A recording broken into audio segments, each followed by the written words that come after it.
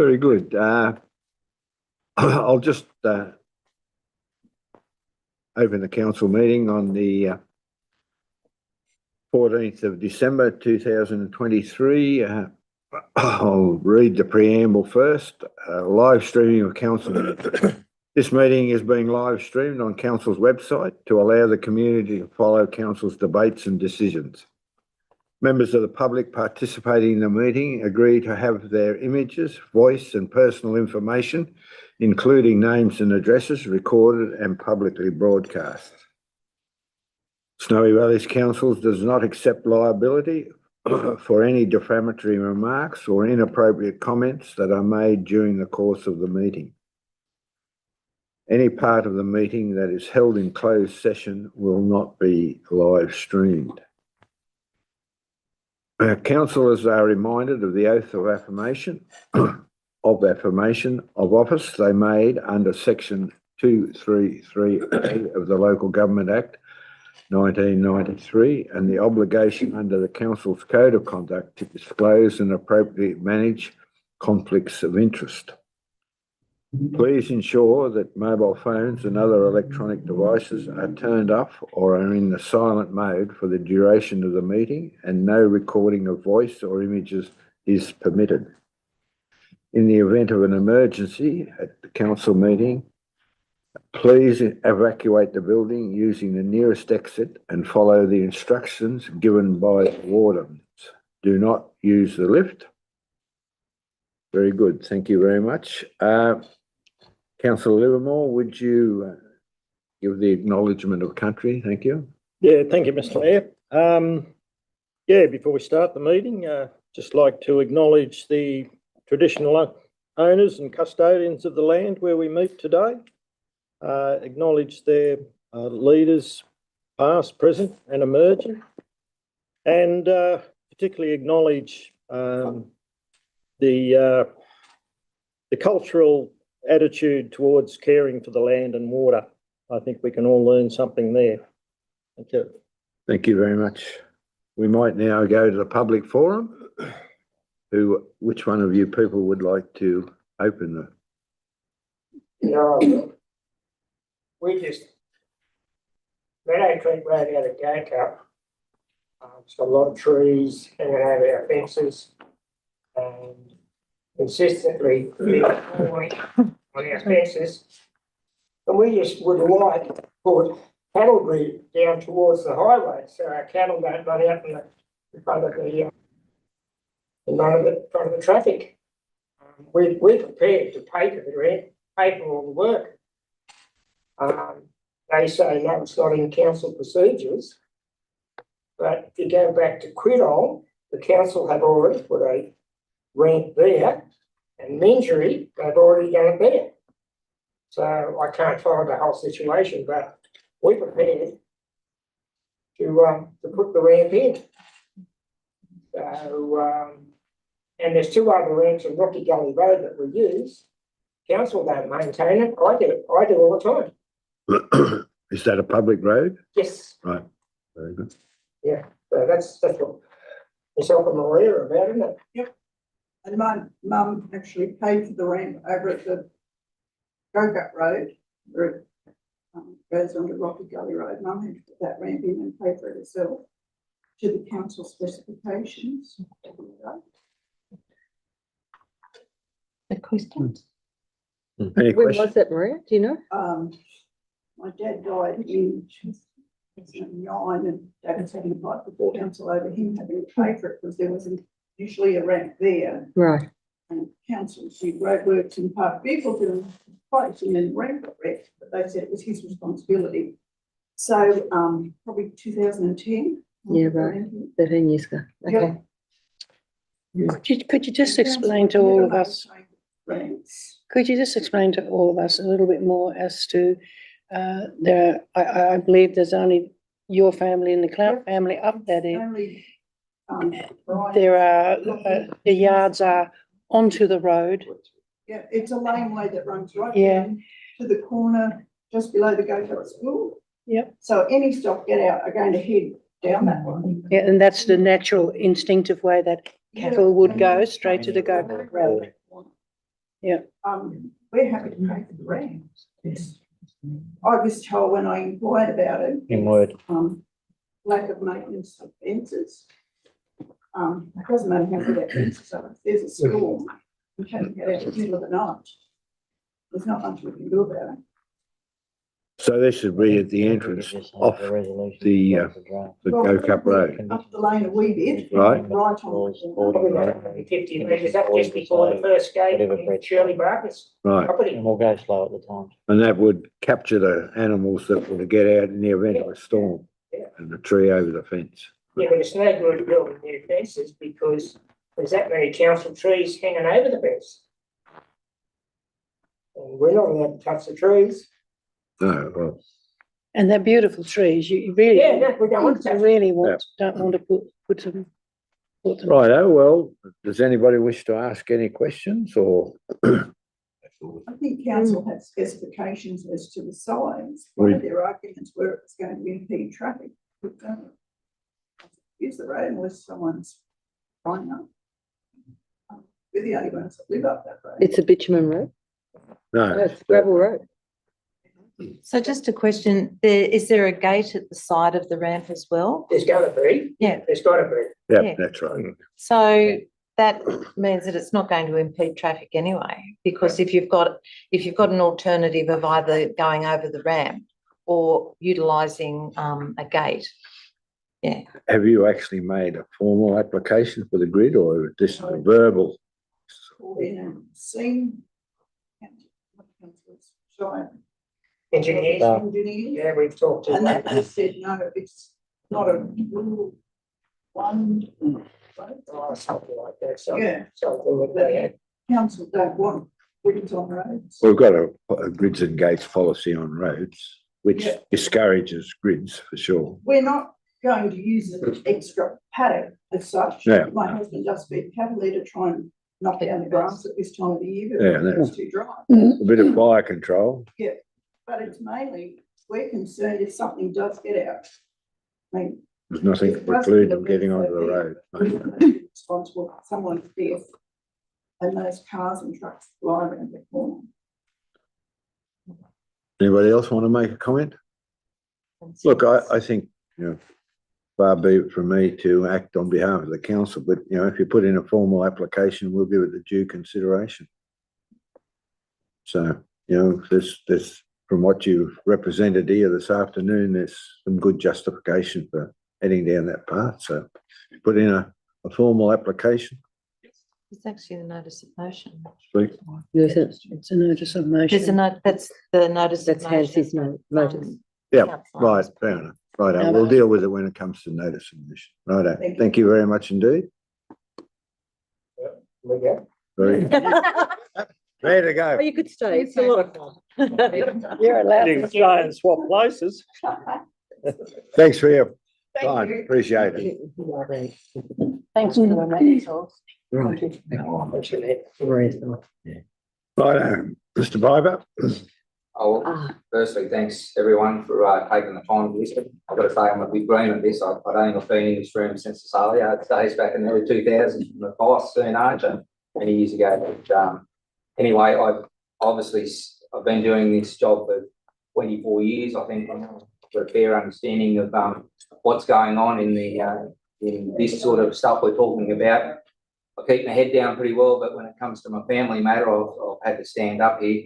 And let me say, I'm not here to denigrate anyone or their job or anything that they do, but let me say very openly that I have very, very little faith in council's planning department, and that's why I'm here today. I've looked at the recommendation for council today, and the recommendation is for refusal of what I'm trying to achieve here. The whole situation has been succession planning sort of issue that's been on the table for some time. I actually came and sat with a previous planner, a number of years ago with the intention of bringing this to the table sometime in the future. He said that the 0.4.2C was introduced into our LEP for that very reason, and that it could be done. Subsequently, that fellow is no longer with council, but I did know that he was very well versed in what he'd done, and he was here a long time. I think he was very good at what he'd done. I've had a number of planning professionals look at this, notably one here locally, but as far as Wollongong and Sydney, and they've all supported my attempts to make this happen. I don't know how far into this you want me to go. I attached some stuff there, with regards to some things that I've seen happen under exempt development with, creating additional building rights and things like that, which are way outside of the scope of things. These are the reasons why I have little faith in what's happening at council in that area, and that's why I think I'd like to say to you guys, I'd like you to make your own decision based on what you interpret the Act as. I mean, I don't think the Act has changed in the last few years with regards to this. Obviously, staff members have, and their interpretation of that has changed. I see this particular clause in LEP raising its head a few times, and I don't know that it's very well accepted here, but I believe that's why it was put in place. So I don't know. I mean, in relation to my own personal situation here, look, there's holes in the DA that's with the responses that they've asked, things like, we're talking very, very small blocks here, yet we're suggesting that there be double access upgrades. If it was, or what is it that a B double would be required to do on these lifestyle sort of blocks? I mean, I feel as though they're way out of touch with what's going on. I mean, the reality is, if a family was going to support themselves on a rural situation right now, I'd reckon it's need 2,000 acres, not the miserable size blocks that I'm talking about having created here. And the main thing that I'm sort of suggesting here is we have two titles at the moment. We have an existing house and we have a building entitlement. We're not creating any additional building rights. We're not creating any additional lots. If you look at the plan there, we have a almost landlocked situation that's accessed through Crown land and partially council-owned road. I mean, talk about conflict and things like that with these sort of situations. It's often through these sort of matters that sort of thing comes from. So at the end of the day, it amalgamates it. I've spoken to the lands department. They've met out there on site, close some roads. When I spoke to them about ambitions in making this happen, they once again said it's a great idea. Let's show the road flow and we'll sort that out and make it easy for everyone. So what we're trying to do is clean up this situation and make it fairly dry blocks without, once again, creating additional building rights without creating 1 minute to go. blocks. Any questions? Simplistically, Ray, the block in the green, that's got the building rights on it. Yep. And you just want to move that somewhere else. All we do is restructure it. So basically, we haven't got a land almost, I call it land block because basically it's got an old paper road that leads through it. Oh, I see. An old creek. Yeah. Even right now, I don't use it, and there's a locked gate there from another farmer. So once again, I feel as though that's going to create a conflict. We also start doing it. But yeah, all we're trying to do is rechange the boundaries between Dad's lot and my lot, so that the second lot is here, has easy access to the Bomboli Road. There's already access right along Dad's farm onto that Bomboli Road, and allows succession plan for us to split it into myself and my brother's names, make Dad move on. So with two lots, two brothers, all we're trying to do is achieve it. There's an existing house, which is Mum and Dad's building entitlement, which means it's a minimum lot size. Yep. The other one's an existing holding, which carries the building entitlement, which would allow my brother to build on his. Because a building entitlement, long and short, is worth a lot of money, I suppose, Yeah. It used to be around 100 grand, but that's changed. Lots changed the last couple of years. An agricultural lot versus one you can build up there is significant value. And big point I make is I would never have bought that block had I not been told this could happen. Are you able to just apply to put a building block elsewhere and not try to transfer the one that you've got there? No, it's a state government thing. You've either got to meet minimum lot size, Yeah, which yes, of not big course. enough. It's not big enough, that's it. The small Yeah. block here is an existing holding. Yeah, yeah, right, yeah. But, on the advice of the employer at the time, that's what I done. I purchased it. And if you look at where it is right now, if I went to sell it, it wouldn't be easy to sell. Of course. Mr. Piper, just looking at the map you've included here, Annexure B, I think it says. It's your intention to incorporate 299 into Part A of the yellow piece there, That would be right. right? I'm not sure my change. Sorry, Annexure B, did you say? Yep. That's what it says up the top, continued, I think. I'm not. Annexure B, yeah, so we would be, trying to consolidate, like 299 in Part B. Into Part B or Part A? I thought Part B's already got a house on it, has it? Which part's got a house, Part B has a house on it. right? Sorry, we'd be amalgamating the land and changing the boundaries and such that we would have a building entitlement. So you want to include 299 in Part B, but move I the see. building entitlement to Part A. Correct. Righto. Then change the boundary.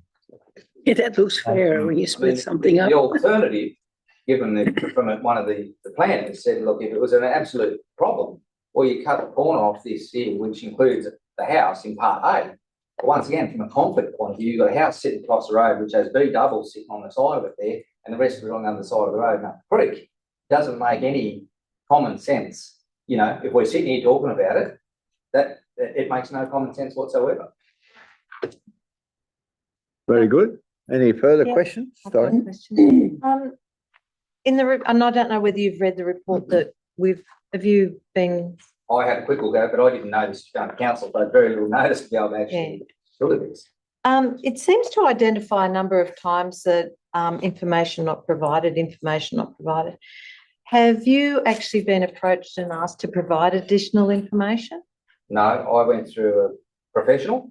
Yeah. They've submitted it in line with everything else. They said there's no consistency with what they've seen come back versus others, particularly in flooding situations where they've said they're looking for flooding information. There's another one that's tabled today of the Goobergandra. They're chalk and cheese. I know which ones are more floodable and dangerous river, yet there's no mention on one or the other one. I mean, things like landslip areas. You know, there's a little piece on this block, you know, that mentioned about the landslip. I mean, financially and you know, from a building point of view, it wouldn't be in an area that you'd need to do. So all these things, I mean, I've got a professional letter here that it's given me, who's picked all this apart, but I'm not here to pick it apart. I just wanted to, I mean, I can read through what they've said. Yeah, no, that's okay. Would you be, agreeable to us as councillors going on site and actually looking at the land? Yeah, absolutely. Very good. No further questions? Thank you very much for your presentation. On that basis, you'd make a time, would you? Oh, look. Won't just rock it. We'll be there about 11 o'clock tonight if you're around. We'll give you a bit of warning. Let's see if you can fit us into your busy schedule. I'll do that for you. Thanks, mate. Thank you. Yeah, so I think if we could actually see and put into perspective and actually be able to understand exactly what you're saying, it makes it much easier if it comes back to a council decision that needs to be made. So, I mean, you know, the things in the report that was sent backwards, you know, was talking about, you know, having two residential houses next to each other and not affecting our land. But there's been no mention about the house that Mahoney owns, which is sitting here already. Yeah. You know, like, so, I think it's just tickling fleet myself. Anyway, we'll see what happens. Right. Thank you very much indeed. Thank you, Ray. That's right. Thanks for your time. Thanks, Ray. Thank you, Ray. Righto, we'll continue with item 3, apologies, leave of absence from the remote attendance. I don't think we have any of those. And we better go and get, Councillor Hayes. Councillor Hayes.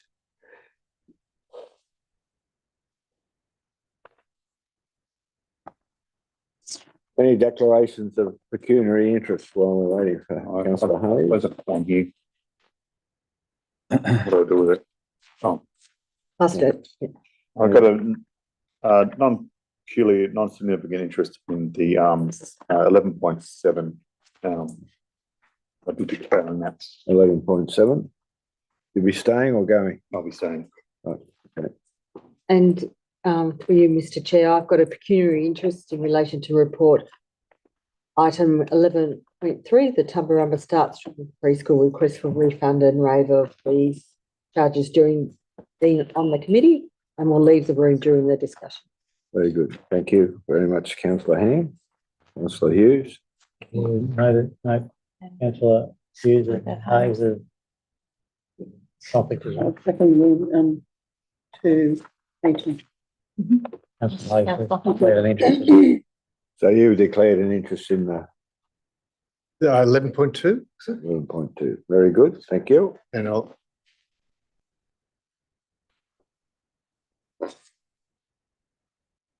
Righto. Confirmation of the minutes. I'll move. Moved by councillor Thompson, seconded by councillor Lara. Put the motion. All those in favour? Against? Carried. Any matters arising? No, thank you very much indeed. We'll go to correspondence and petitions. I don't believe there are any. Only, Mr. Mayor, that we have received a petition from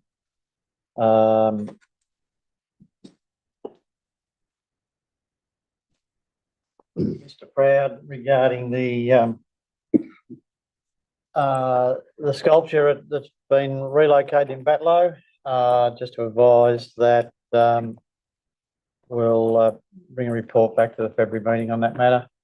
And councillor Hayes indicated that there is another submission, that's a petition that's about to be presented to council. yes, Mr. Mayor, there's an online petition through change.org, and there's a printout of that. And there's also one, the traditional style one. I'm not sure whether the actual front page is as council would expect, but there's certainly a plethora of signatures on there for council's attention. I'd say you're tabling that. Right. Very good. And we'll endeavour to bring a report back to that to the February meeting as well. Thank you kindly. Very good. No further correspondence and petitions. If not, we'll go to the mayoral minute.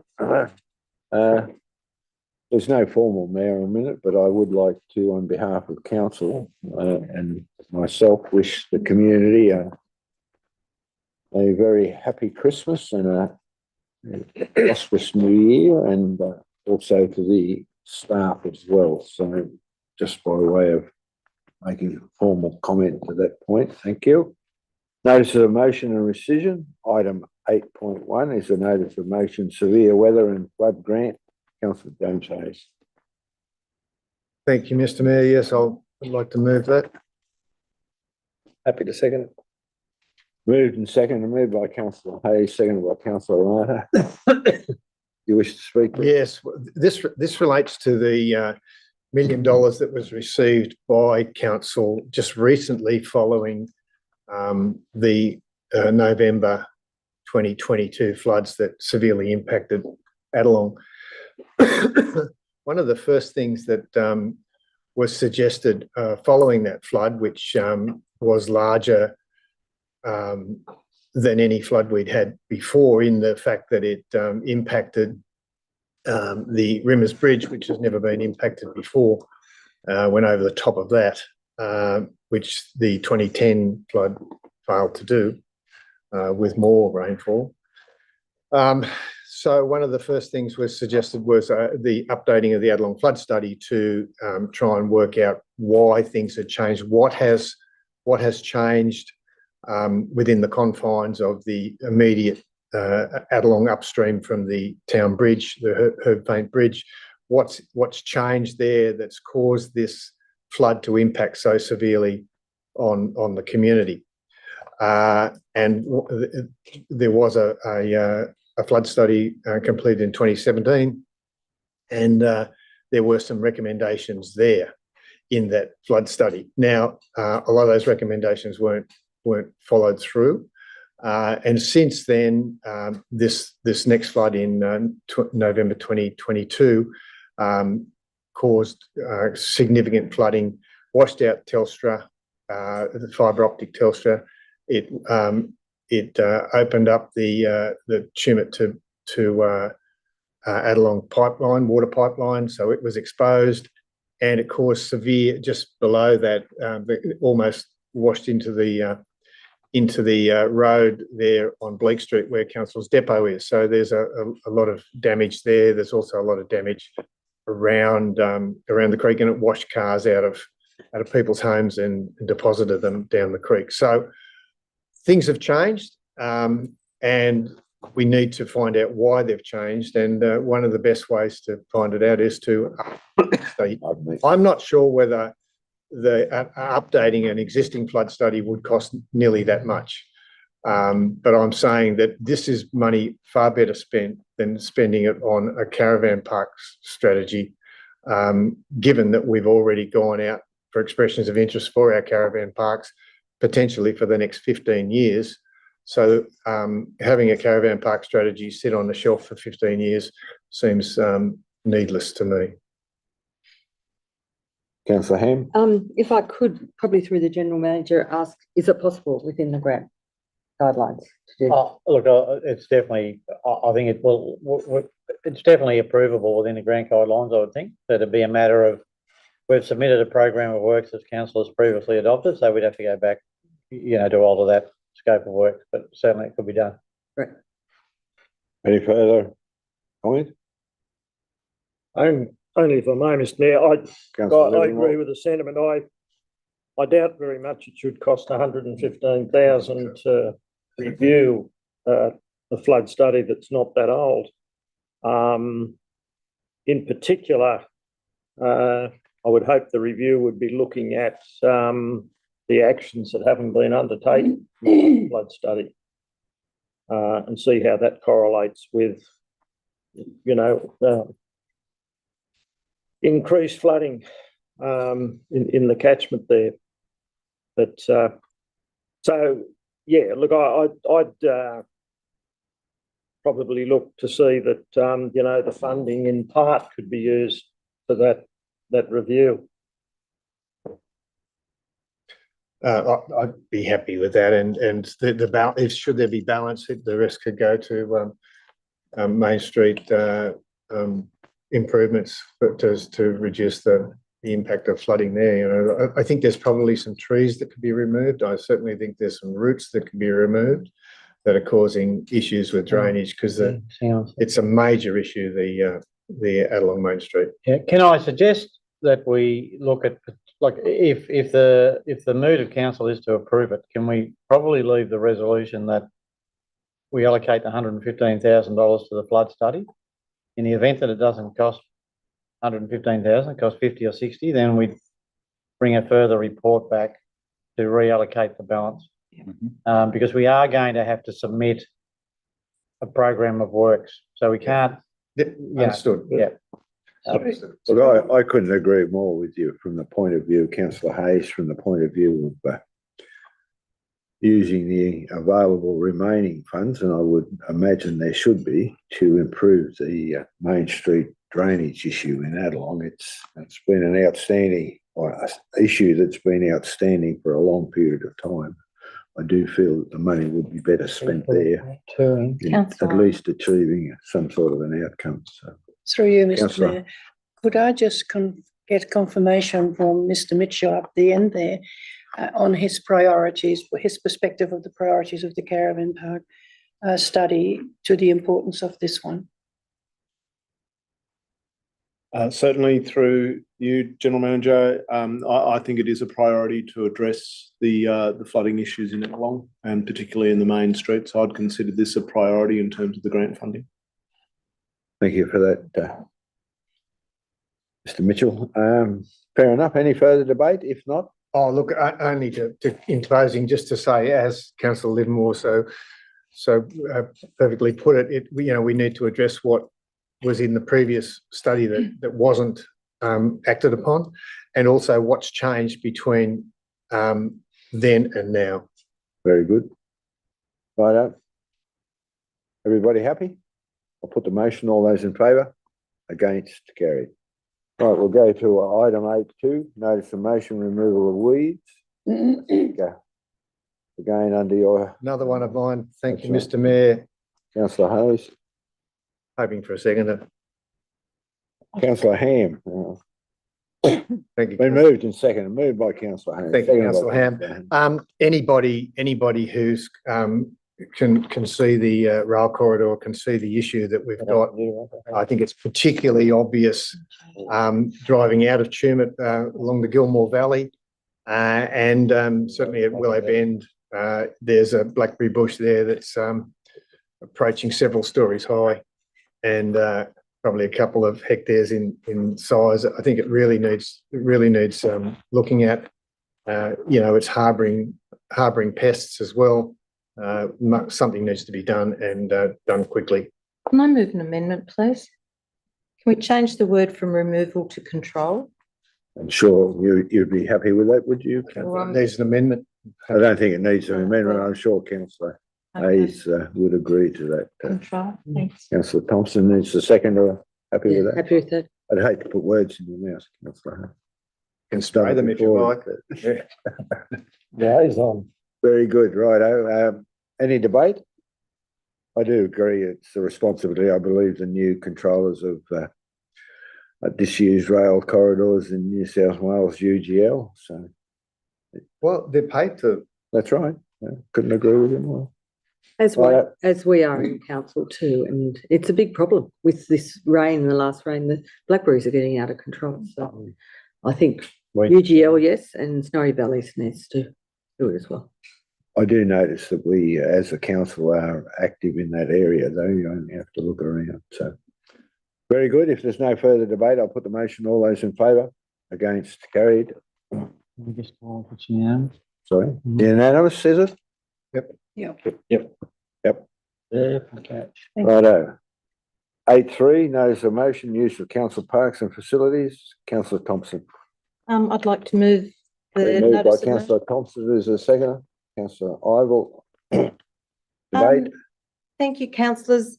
This, I think we've all received emails and people have been contacting us in relation to some of the issues around the use of our facilities. And part of it, I think, comes back to our fees and charges and a lack of understanding of how some of those policies and some of the wording is interpreted.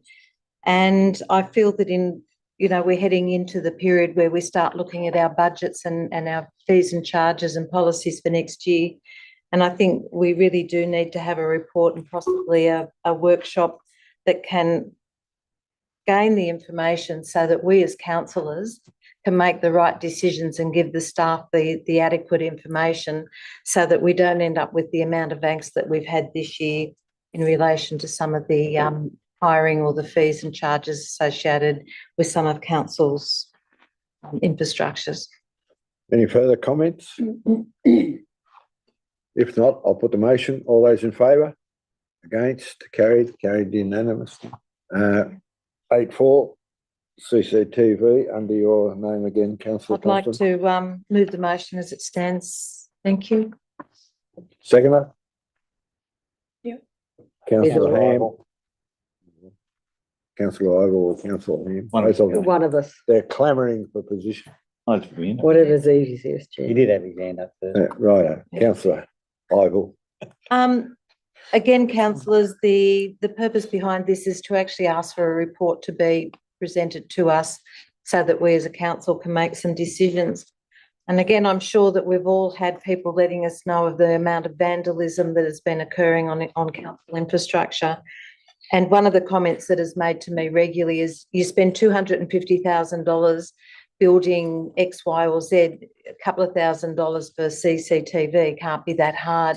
And I think that what we as council, but also as a community wider, needs to understand what the true implications of CCTV is, how much it would cost, who's going to manage it, how it's going to be monitored. So it's not just as simple as putting a camera on a pole next to one of our pieces of infrastructure. We need to understand how that can be managed, how we work with it, and we need to do that in conjunction with our local police force. Here. And Any further comments? speaking and following what Trina just said, it's also important to work with the retailers in the main street so that we get a combined system that works. Very good. I've spoken to Josh Broadfoot about this exercise and he's keen to be part of the solution to the problem. So any further discussion? If not, I'll put the motion. All those in favour? Against, carried. We'll now go to 8.5, standing under Councillor Armour's name. Through you, Mr. Mayor, this is my motion and we've had, I'll second it. sorry. I was just waiting for you. I was waiting for you to move it, Councillor. I move the motion as it Is stands. there a second? I'll second it. Thank you. Seconded by Councillor Thompson. And yes, this is my motion. There are extraordinary circumstances around this. And I know what the policy are, and that's why I asked Mr. Clout to come in and address council so that you could hear from his perspective what they are prepared to do. And they haven't had any luck going direct because the policy does say no. Simple as that. But I think, and that's why I brought it to council, so that we can do a report, understand the situation out there and see how that if we work with community, we can actually make community safer. Very good. Is there any further comment? Well, does it need a report or do we just approve it?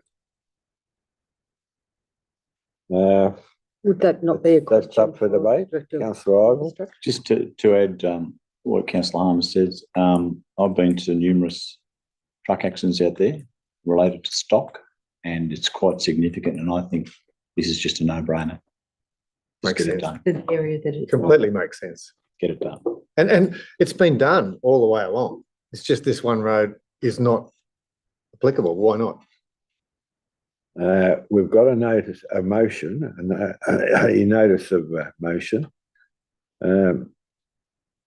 General Manager, how do we go about modifying it? Do we move an amendment that we approve?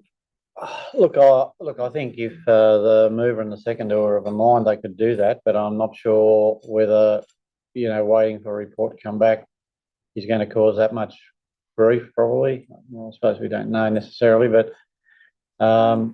it would give us the opportunity to have a look at the grids and gates policy. But we're in council hands. Can I say the thing that concerns me is that because this is the last meeting and technically until February, that's over the really busy time. Whereas if there is the opportunity, even for staff to be able to review and give an approval based on the sentiment of council today, I look at the time frame and it would be probably an 8-week turnaround before they even got authorisation if we're waiting on a report for the next council meeting. It's a great holiday job, putting a ramp in. Well, in light of the fact that it suggested the landowners meet the cost, well, something to They're do willing over to pay it. Christmas. Through you, Councillor Ham. Mr. Mayor, I'd just like some advice from the General Manager or the Director of Infrastructure or Planning. Like, why has this been refused before? Why does it? It hasn't been formally refused. So I would suggest councillors that we can proceed with this, but they've still got to submit an application. And we would like to see that application first, just to make sure that everything that we've heard today is as per they've said in an application, and then go through a formal approval process, noting that in that application, I imagine we're going to note there is somewhat a departure from the current policy and the reasons why. Yeah. So, and I was thinking, as you're discussing today, that if we're bringing a report back to council, that would include the application as an attachment. But if you don't want to wait until the 14th of February, Well, 15th of February, then, I would just encourage them to put in the application. Which I did. They haven't done that yet. No. And So it's going to take 8 weeks anyhow, but It doesn't have to go to council, surely. Can't you just approve? No. they have to put in a formal application. Yeah. That's right, yeah. Yeah. For Which I me to encouraged them approve. to do while they were sitting there. Yeah. So that, if they get that in next week before the 22nd, council's away from the 22nd to the 8th of January, we wouldn't be really looking at this application, until mid-January. And if they got it in this afternoon? then we could possibly do it before the 22nd. There you go. There's a thought. Want to duck outside, councillor? Yeah. Let them know. They're not there anymore, I think. If I I, could do it on my way home. Councillor Livermore, yeah, just a minute. Do we want to go into committee here? or- It's only. oh, Right, just, I'm just asking. quite happy, you know, to see one go in there. The only comment I would make is that, and I think I got from the presentation, were they the only landowner at the end of the road, or was there someone else? No. And they're the only one. There's two. Cloud family and that family. So anyway, Any residents. so, just as long as other landowners up that road are Consultant. consulted with about the location of the ramp, just so that you don't end up with some sort of issue or conflict over that, why someone point. wasn't told it was going in or whatever. So can I ask the mover and seconder in light of the discussion around the table if they wish to proceed with this? Well, it's almost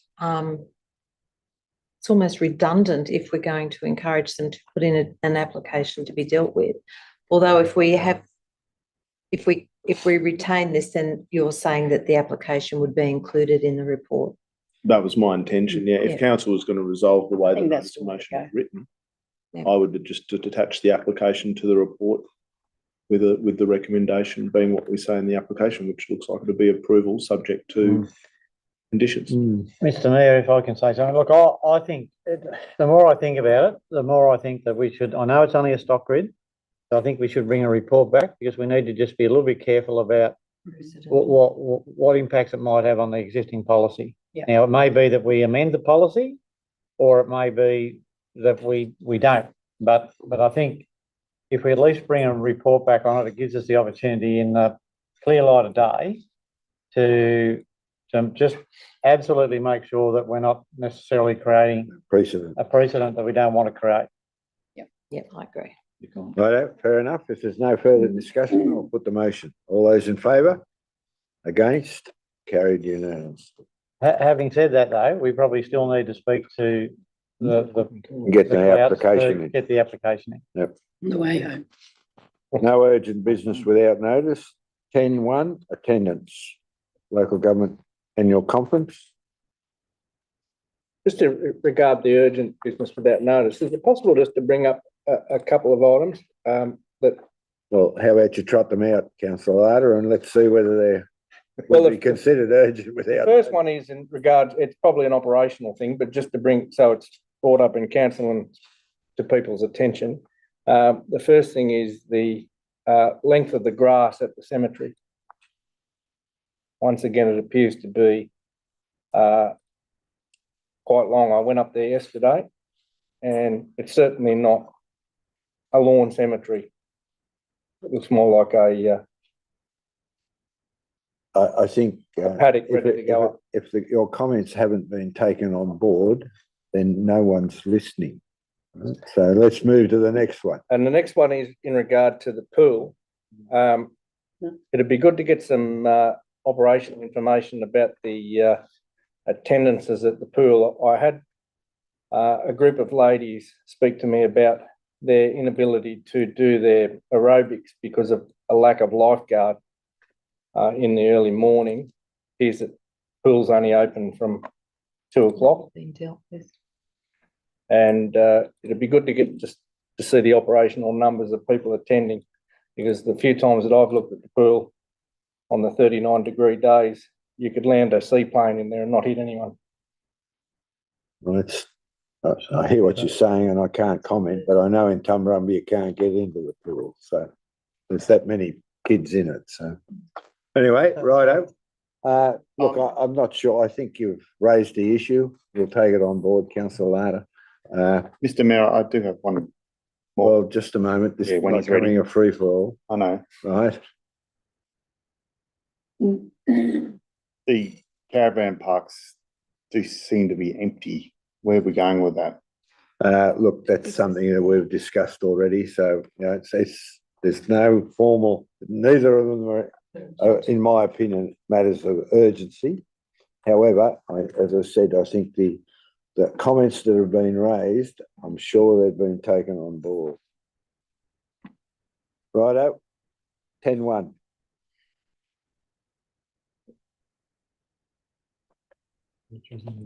I'll move that. Been moved, councillor Hayes, second, councillor Larda. Any discussion? Only to say that I wasn't planning on going to this, but I was given the opportunity when a position appeared and quite enjoyed going to a conference. Haven't been to one for a while, and it's very good to actually touch base with a few people and the networking, and I think it was worthwhile before all the houses go up at Rose Hill.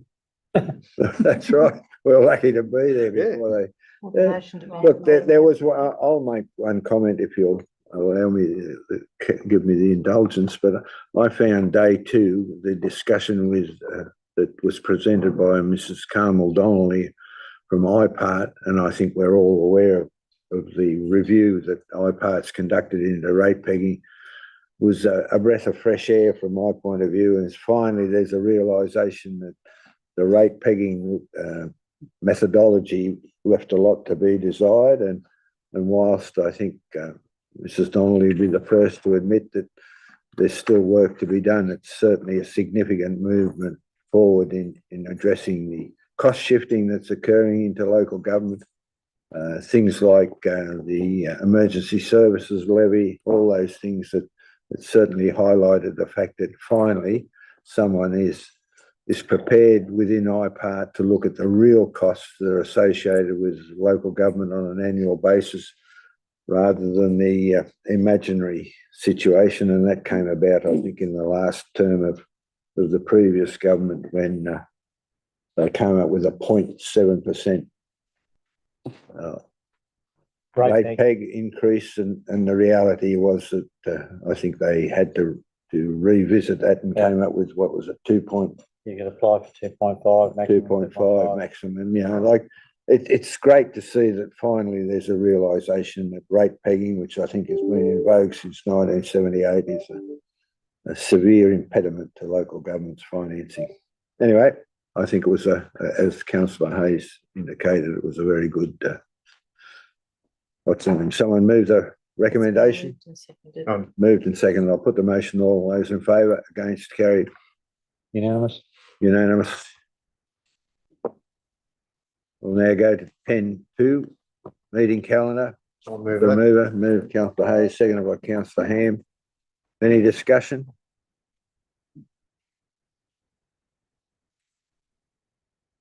If not, I'll put the motion. All those in favour, against, carried. Go to 10.3.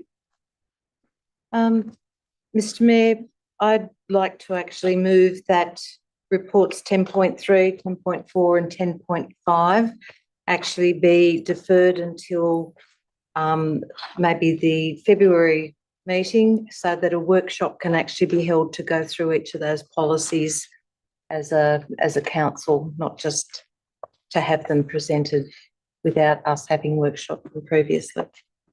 Is there a seconder? Seconded by Councillor Ivel. Any discussion? Councillor If I'm in essence happy enough to support that motion, Mr. Mayor. I'm just wondering about 10.4, dealing with that particular policy, given that those provisions took place from the 1st of October this year. Whether there might be some slightly more urgency to at least get that one out on public exhibition. Someone wish to, Mr. General Manager, would you like to clarify that? I might refer that to Director of Community and Corporate Service. There you go. You're in. Through you, General Manager, to the Mayor. That's correct. So that policy was meant to come into effect on the 1st of October. The Ombudsman Office was a bit late in releasing its templates. So essentially, it would be prudent that we could approve and adopt a public exhibition. It will come back to council if submissions are received. So there might be an opportunity for a workshop in the future.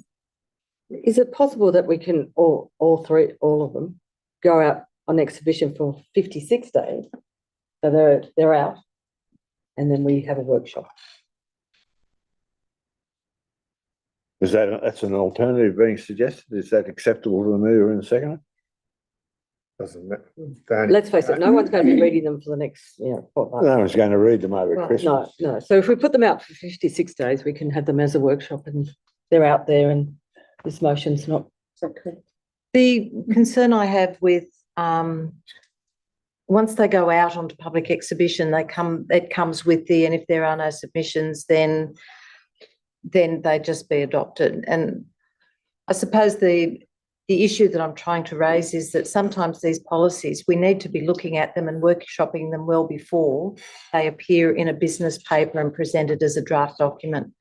So I'm trying to break the cycle of us seeing them in here before we actually work through them ourselves. This wouldn't pertain back to the companion animals policy, would it? Yes, well, we did get back there. Councillor Ogle?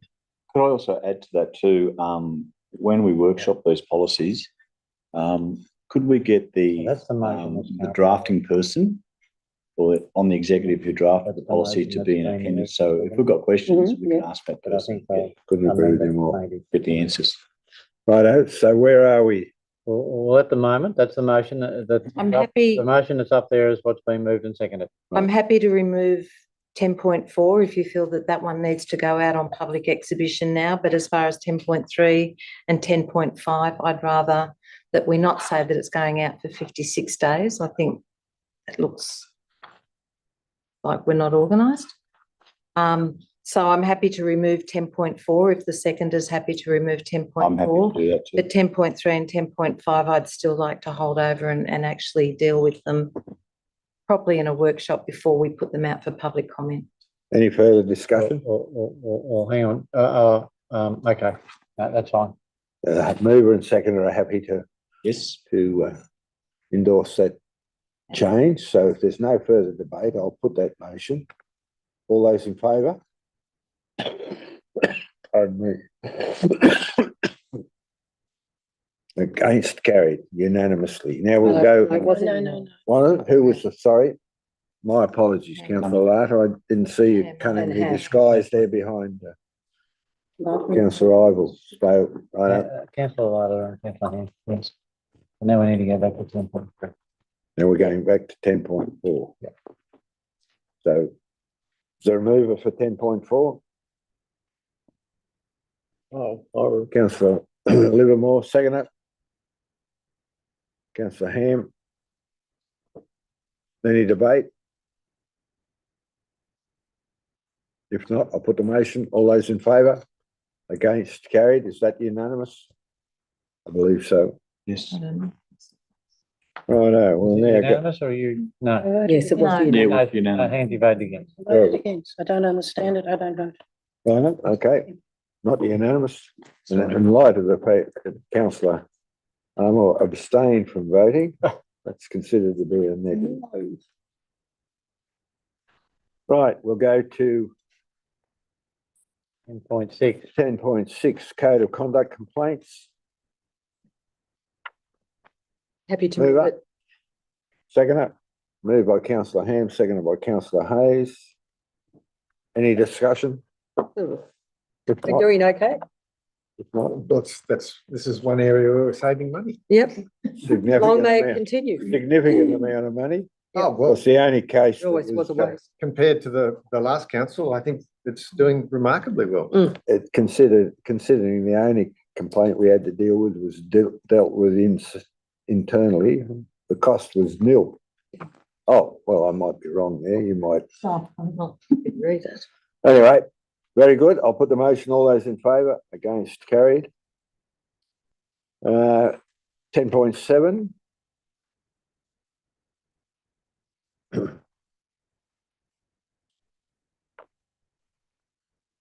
Go move it. Moved by councillor Hayes, second it, councillor Latta. Any discussion? No discussion? I will raise an issue regarding there's two there that are very low interest rates. I'd be interested in an investigation to see what the penalties are if we were to withdraw the money and reinvest it at a far more substantial amount. So, do I need to move an amendment to the motion, or will that be taken on board? You can just move another recommendation. Well, you can either put it as point 2 of the recommendation if councillor Hayes and councillor Larder accept it, or we can take it on board. Yeah, happy to have it as point 2. Right. Are you happy, councillor Larder? He looks Very good, thank you very much. That a report be submitted to council on the, fully engaged. on the potential to renegotiate low interest bearing investments. One of your better ideas. What's that? Sorry? Keep moving, Mr Mayor. Right, okay, if there's no further debate, I'll put the motion, all those in favour, against, carried. So now we're dealing with 11.1. Proposed tourist and visitor accommodation to Goobraganda Road, Goobraganda. Is there a mover of the recommendation? With an amendment. Is there a There's mover? an amendment. Moved by councillor Larder, seconded by councillor Ham. Is there an amendment? Can I move that we're going to committee, please? Councillor Thompson's moved. Is there a second? Do we want to know what the amendment is before we go into No. committee? Don't need to. Just, Well, I think councillor Livermore might have something prepared. Righto. somebody prepared earlier. It's like a cooking show, isn't it? Righto, well, look, in light of that, if the mover and seconder of the proposal to go into committee are happy to allow councillor Livermore to present his amendment, We haven't got a second. we'll present that first. So councillor Livermore? Thank you, Mr Mayor. Yeah, look, in general terms, I note when this was originally considered by council, we asked for further information to be provided. The applicants have now come back and provided further information on those various issues. The only amendment I would like to make is in relation to the conditions of consent. Primarily condition number 40, which deals with the capacity limits of the development. The wording in that condition as it stands at the moment, it probably isn't quite strong enough, if you like, to ensure the amenity of the development. So I would like to propose, basically the amendment would be a change in the wording to condition 40, dealing with capacity limits of the development, to read the capacity limit of visitors and guests utilising the facilities on the subject land and development is restricted to a maximum of 12 at any one time. And then the reason for the condition would remain as is in the report. Do you have a seconder for the amendment? Councillor Ival. So the amendment's been moved by, well, I'm not sure. In committee of the whole at the moment. Committee. Did we go into committee? Yeah, we did. So we're discussing, Righto. having an open discussion. Just a whole, Righto, so based on the amendment proposed, right, is there any discussion in committee as to that No, amendment? no. No, it's just general discussion. It's just general discussion. We didn't make it to committee. Right. But could I, through Oh, you, that Mr Mayor, ask, to amend, is it Nick. us? Councillor Ham. Just wondering what Mr Wilton thinks of this amendment. Through the chair, as we discussed previously, look, it's the intent of council to ensure that the maximum capacity of that development is limited to 12 units, 12 people in those units. The tightening up of that condition, in my view, is a positive move to ensure that there's not additional people that are turning up on the Terrific. site and other ancillary activities. Great. Thank you. Any further discussion? Sorry, the point that I'd like to make, and I do agree with that condition being placed in there, because we many of us have actually seen the previous advertising for larger numbers of people going out there, and that's part of the impact on the neighbouring properties or the people who have an environmental, I suppose, atmosphere that they enjoy by living there, and the potential for the impact on them with something that can become out of hand. I suppose the concern I have is ensuring that that compliance is actually met, and for the neighbours to understand that there will be a maximum of 12 plus the 2 residents that relate to the actual accommodation or the so-called hotel operations. It's being touted to us as accommodation, guest accommodation. It's not being presented as an ongoing business doing anything else. So I think that this condition will give the neighbours some surety of it being maintained. Very good. Councillor Lava? Oh, just through you, Mr Mayor, just interested to seek Mr Wilton's view. I mean, if that's the case, I mean, I can understand that the imposing a limit on people staying there in the units, but I mean, we could have a Christmas party at our house tomorrow, and 40 people could turn up. Mm. I mean, that to me seems to be absolutely restrictive on their individual rights and freedoms. I just can't abide to that. I mean, it just seems ridiculous. It is a business. Through the chair, I guess at the end of the day, the restrictions being placed on there is in relation to the commercial component of the development. So, for instance, in relation to the residential part of the house, like if they want to have visitors or guests, so that's entirely up to them. But if it's in relation to the commercial aspect, like the hotel and ancillary activity that actually happen as a result of that hotel, that's restricted to a maximum of 12. So I think we need to clear that up. Yeah, no, that's fine. Because I think that needs to be made very clear with regard to the commercial and the residential use of the property. I think it's a good point, Councillor Lada. But I think it's also important to understand, as long as none of the people staying within the residential part of the property are actually paying for that opportunity. Yes. Correct me if I'm wrong, but you met with the proponents and they were very clear that they knew that 12 was the limit on staying in those cabins. And they were acutely aware of what their limitations were. I think this suggested amendment is a means of ensuring compliance if the need arises. And getting back to Councillor Lada's comment, which is very valid, you know, if they wish to entertain people outside the commercial enterprise on their property, unless it causes, you know, substantial inconvenience to the neighbours on a regular basis, you know, so be it. You know. Anyway, if there's, sorry, Councillor Hand. Can I just go through a couple of general things? I'm having difficulty coming to terms with the fact that we have a locally based control in our DCP, environmental sensitive area we call it, but it's not a classified environmentally sensitive area. Where does that fit in with the scope of the sort of thing that's happening here? Does it have no teeth at all? Because it says very clearly that whatever happens in this area past the bridge of going up the valley, it should, whatever we do up there should improve the environmental surroundings.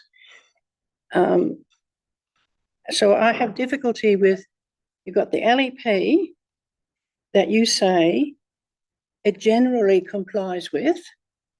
We have legal letters from the objectors' lawyers saying it doesn't comply within the LEP. Would you just put a little bit of daylight into that for me, please? Yeah, so through the chair, the definition of the development is for the purpose of a hotel and motel accommodation. That falls under the broader definition of tourist and visitor accommodation. As I mentioned previously, the dominant use of the site is for a hotel. So people will be coming there and staying in those units. The ancillary uses that have been described in the actual application relate to other activities including bushwalking, bird watching, swimming activities, and also yoga. Now, the way that the definition is characterised as dominant use is that those other ancillary activities can't be what someone would just turn up there for yoga. They have to be part of the actual hotel development. They have to be staying in the units, and then it's an ancillary activity that they would participate in as part of that development. In relation to the DCP requirements that you mentioned, so there is a specific requirement in their relation to the Gubaganda Valley. So it's clause 8.3, I think, from memory. Those provisions have been taken into account as part of this application. The developer has tried to position the units on the site so that it is a positive environmental impact. So there's no land clearing as a result of it. They've taken into account putting piers in so that there's less disruption to the actual ground surface as a result of that. And the provisions within that clause 8.3 have been taken into account. So they're going to be putting in additional trees in that location, so landscaping screening, and including tumut grevilleas as well, which is endemic to that area. Thank you, Mr. Walton. You had another component you wish to? I'll let John go first and I'll just get my act together. Well, I was just going to suggest that maybe we keep the 12, but we make the provision that it's for occupancy in line with the motel. Say that again, sorry. Well, if we're trying to achieve an outcome of maximum of 12 people occupation of the Units. then that's what it should state, rather than limiting 12 people to the site or visitors or guests. So I just think that is completely, you can't do that. I mean, if the restriction is, if the advice from council is that they're recommending it be approved with occupancy of 12, then that's what we should stipulate. Occupancy not to exceed 12, and leave it at that. I wouldn't be. I'm happy with it. I think the issue, Councillor Lada, is the fact that if there are additional activities, then you can't have another 12 people turn up to do yoga. If you've got 12 people staying at the accommodation who are participating in the bird watching or the yoga, that you can't actually have another 12 people turn up to participate in those events, because it's no longer a hotel. It's then become a health bar or a health facility, which is not. Well, I personally think that, that's not our remit. I mean, we can't approve a house on the basis that somebody might get upset that they're going to have a garage sale in 12 months and 100 people are going to turn up with cars. I mean, that's nothing to do with us. At the end of the day, this is a health.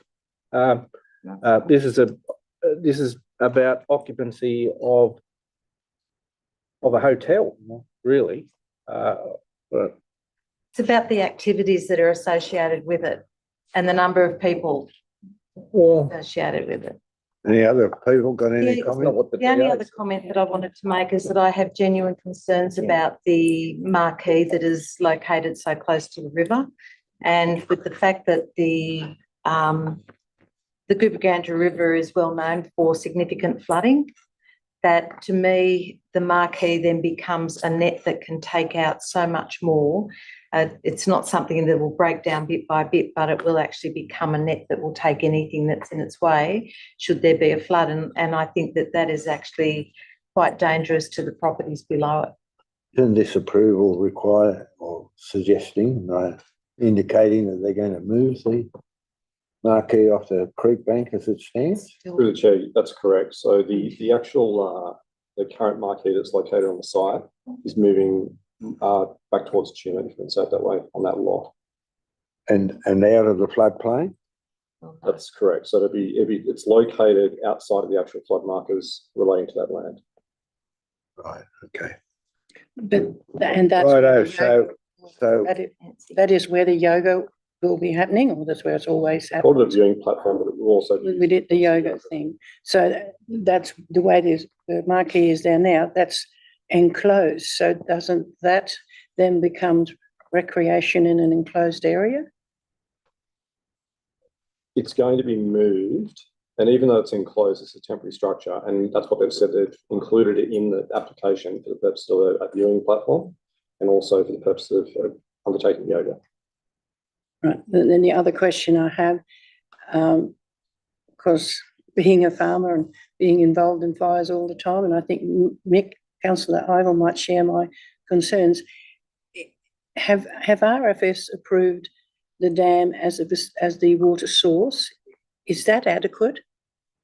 Through the chair, that's correct. So the RFS have issued their general terms of approval in relation to this development. And they've also included that they can utilise static water sources, including a dam on the site for the purpose of water storage. So there's a number of different elements to that. There's a couple of tanks that they're providing on the site. And there's also a spring-fed dam that's included as well. But that spring-fed dam could well dry up in a severe drought.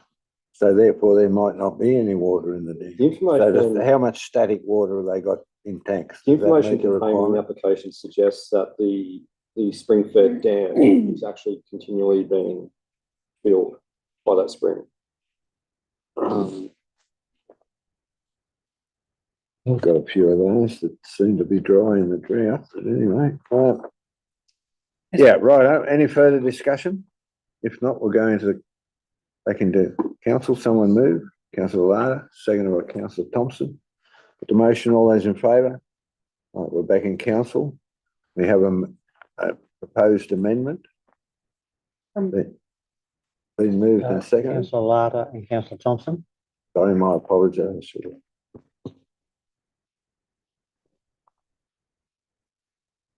Is there any debate? If not, I'll put the amendment. Sorry, For the amendment Second, or for the, no. we had a, For the amendment. oh, sorry, I thought we had a mover and a seconder. No, I could be wrong. Is there a mover and a seconder? we've got Councillor Livermore's moved it. We need a The amendment. Seconder? Yeah, the amendment. Yeah. Seconded by, I'd be happy to accept the amendment if it's tightened up a bit. I mean, that's too restrictive. prescriptive. It's, If I can make a comment there, Well, Mr. yeah. Mayor, I hear Just let me get a seconder first. oh, sorry, okay.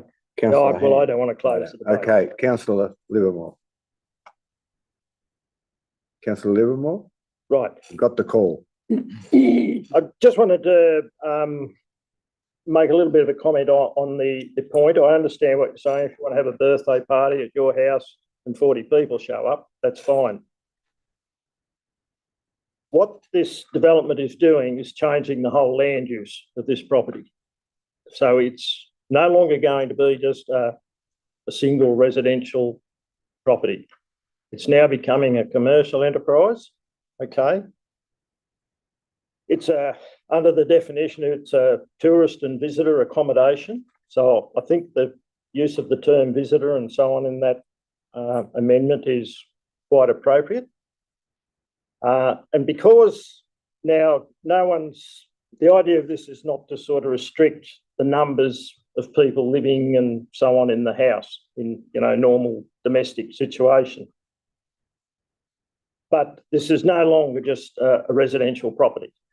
If this goes ahead, this becomes a commercial property. It happens to have a house there. Basically for staff, management people or whatever can reside in the house. So the issue with this and the impacts of developments like this aren't necessarily going to be related to a tree being planted or whatever. It's going to be, the impacts of this are going to come from the number of people on the site. And that is what is going to impact traffic flows, neighbours, all the rest of it.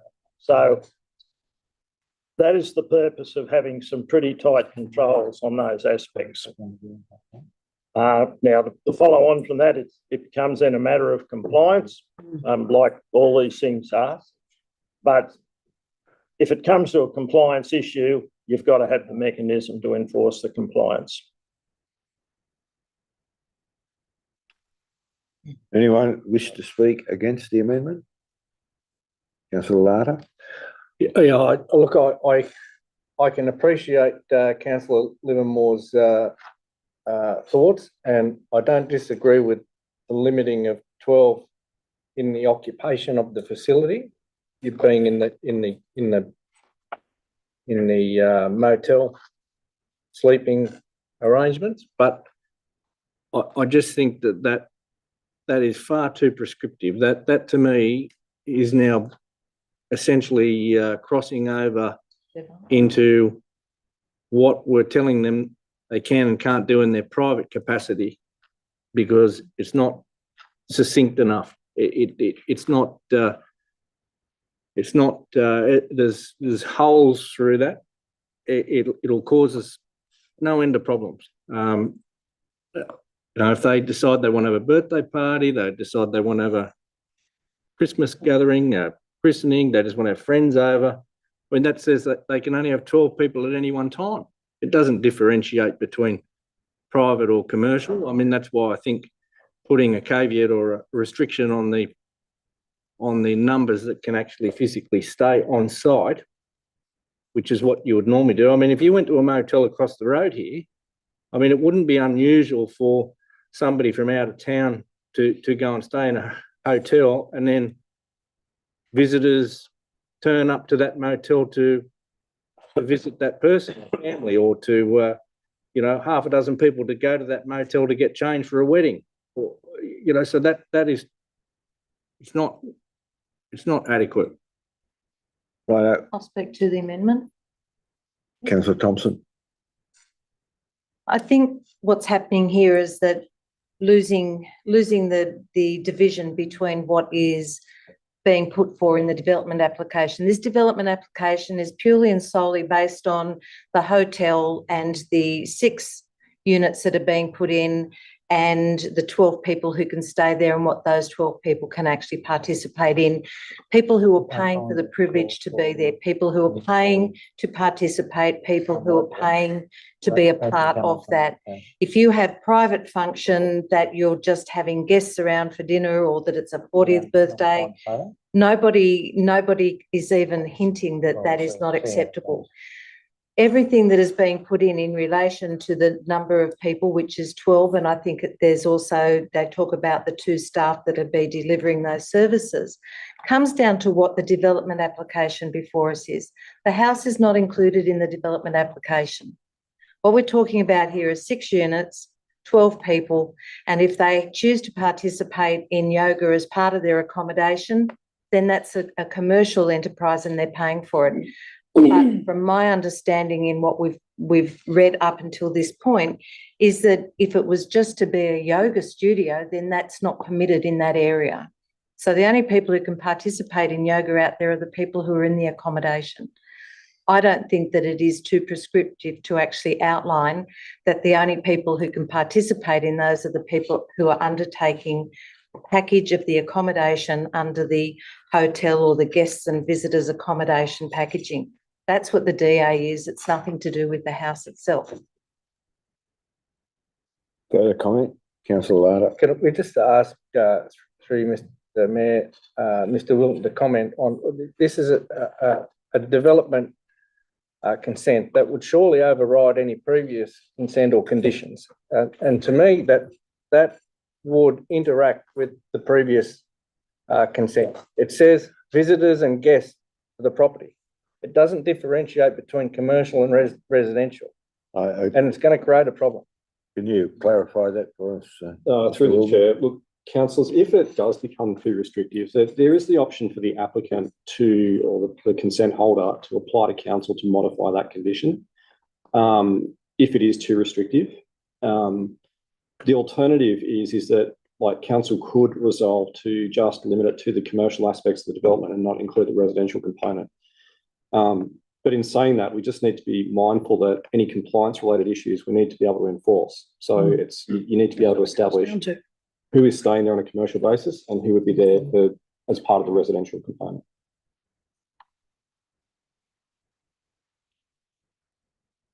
Further debate? So through you, Mr. Mayor, Mr. Wilton, would you have any other wording that you'd use for that amendment there, based on what you just said? Look, through the chair, councillors, I think that the wording probably is achieving what the council is seeking to achieve. Again, the only alternative that you could put in there is if the facilities on the subject site, being the commercial development, is restricted to a maximum of 12 at any one time. I think, based on councillor Artis' comment, if we can differentiate between the residential activity and the commercial activity, Yeah. maybe that's something that could be considered. If you put commercial in there, I would agree to that being part of the original. So you want subject site or land is okay? Subject. Okay. That's why you get, mix it up. Don't comment. Councillor Armour? Yeah, probably. Seems to me that's what you get when you're On the subject. putting land, commercial being the in commercial RU1 development. land. That sounds right, doesn't it? And it's Is the not on mover separate titles. Happy with that, Mick? Sorry, Who's the what, mover? what is the suggested? The suggested amendment is this, we put commercial, being the commercial development as, before it was on the subject land and development. So that's been changed to being the commercial development. Is the mover and seconder happy with that? I'm happy with that. Righto. If there's no further debate, then I'll put the amendment. All those in favour? Was it the amendment or it'd be the original one? No, that's. No, it's the amendment as modified. Yeah. The amendment is amendment to section 40 of the, or the, Condition. condition I thought 40, because right? councillor Ham and I had moved it, we were just agreeing for it to be incorporated into the original motion. So it's not really an amendment. No, we go back up a bit higher, we had a mover and a seconder, For the original motion, Right. but then we've had, An we went amendment into committee. Yeah. And then we've had an amendment to the original motion. which amends consent 40, right? Or condition Condition 40. 40 only, which you and councillor Livermore have moved and successfully have included. So now if we move the motion with that amendment, right? That amends, It'll become the motion. it'll become the motion, right? So I'll put the motion, all those in favour, or the amendment, I should say. Yeah. Right, against, carried, anyone against? Councillor Armour's against, so, right. Now, Just a moment, I'll just get that.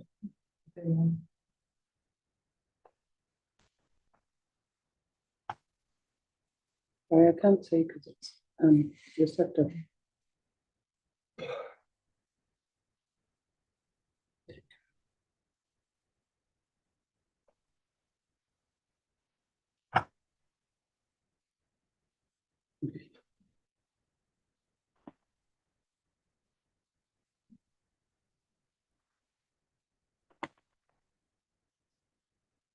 Uh-huh. Yep. right, 8-1.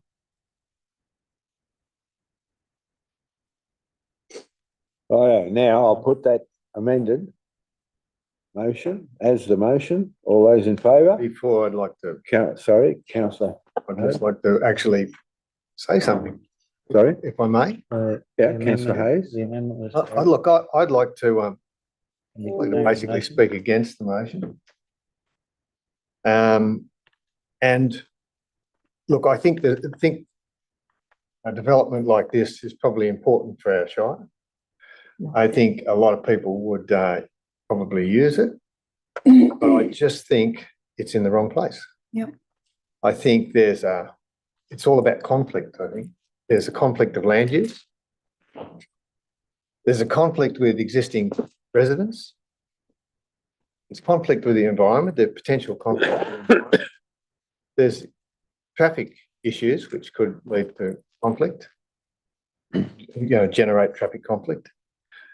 And possibly there's conflict with our local environment plan, depending on which lawyer's advice is taken. So for those reasons, I think I'll be voting against this development. Any further discussion on the motion? If not, I'll put the motion. All those in favour? Against? Carried. 6-3. Against was councillor Hayes. Yeah. We need to get this right. Who's for and who's against? This passed before. I think I made my point pretty clear. I think I made. Yeah, yes, you've made your point now. Yep. Just counting the heads. I've been down this path before. I see You that. don't want to get caught again. Right. Righto, okay. We'll now go to 11.2. Proposed boundary adjustment on Moral Creek Road. Could I Is it make an the- amendment? You can, well, I was going to move to at least a third. Beg your pardon? I was actually going to say move to defer it until we can have an on. I agree entirely with councillor. I think we all agree. righto, moved by councillor Ham, seconded by councillor Thompson, that the matter be deferred for further discussion and site visit. And understanding. Have I got the wording correct? To enable an on-site. Let's just set it's a site visit. Righto, okay, is there any further discussion? No. If not, I'll put the motion, or, well, councillor Hayes, councillor Hayes is vacated because he's got I'll put the motion, all those in favour? Against, carried. Righto, Just a moment, Mr. Mayor. are you getting it right there?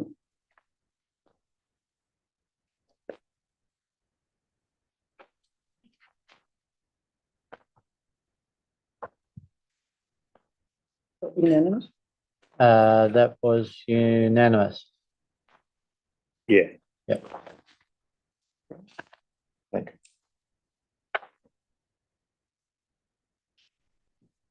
So, yeah, You've got down councillor Hayes vacated the room, have you? yeah, we should be coming back into the room. That one you got there? And then councillor Ham is Vacated. 326, councillor Ham's left the. Yep. Righto, councillor Hayes is back in the room. We'll now deal with 11.3.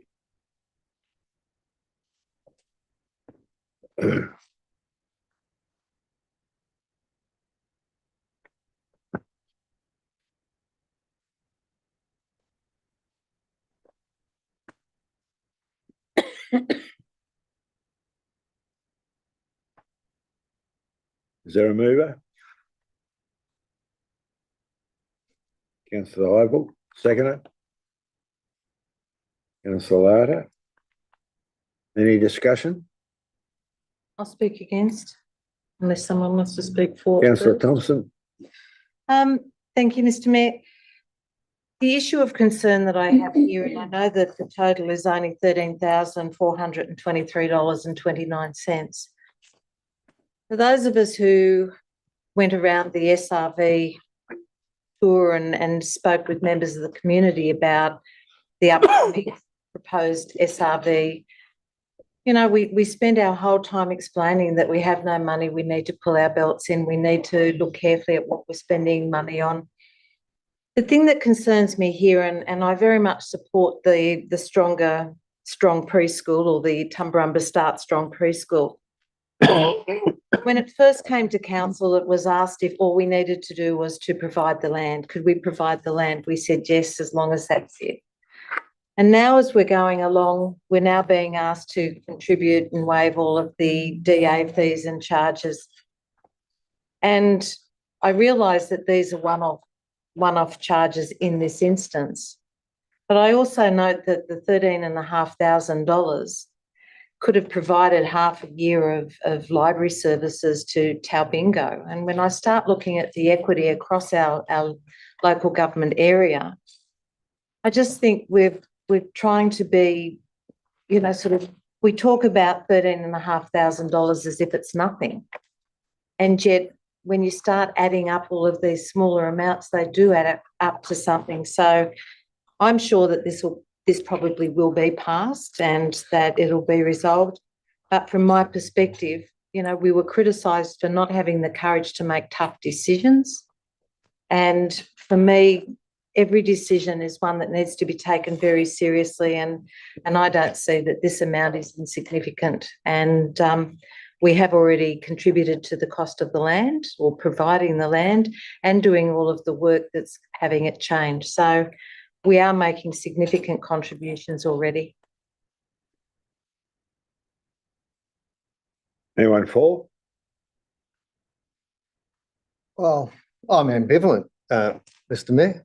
And I agree with some of Councillor Thompson's sentiments as well, because we did say a while ago, I don't think it's policy or anything, but there was sort of a line drawn in the sand, and you know, we were not going to waive anything else from here on. And I know there was an application came in from Adelon for their rates to be waived, and that didn't make the grade, so that was, they had to pay the rates. And then lo and behold, last council meeting, we waived a heap, I don't know, more than $10,000 worth of water rates. People that, whose water got away from them. And I didn't think that was fair either. So here we are talking about waiving more rates. So, you know, do we put a rescission motion in for last month's water rates? Or do we approve this, or what? You know, what do we know which direction we're heading in, or do we just have some sort of ad hoc, maybe we'll approve this and then maybe we won't that? It just doesn't seem to be a lot of direction here. Can I make a comment here? These people have received a grant. I don't know, and I don't think any of us are in a position to understand whether the grant would provide these funds or not. However, I look at it from a point of view in sympathy with both Councillor Thompson's and Councillor Hayes's comment, is until such times as we knew what the costs associated with this are, I'm a bit ambivalent too, to be quite honest. Anyway, has anybody else got a comment to make? It's Well, only if I can, Mr. Mayor. Councillor Livermore. I know historically, council, and probably Tumut Council, but I know the Tumba Council, historically, we would have supported projects like this. But historically, we weren't broke.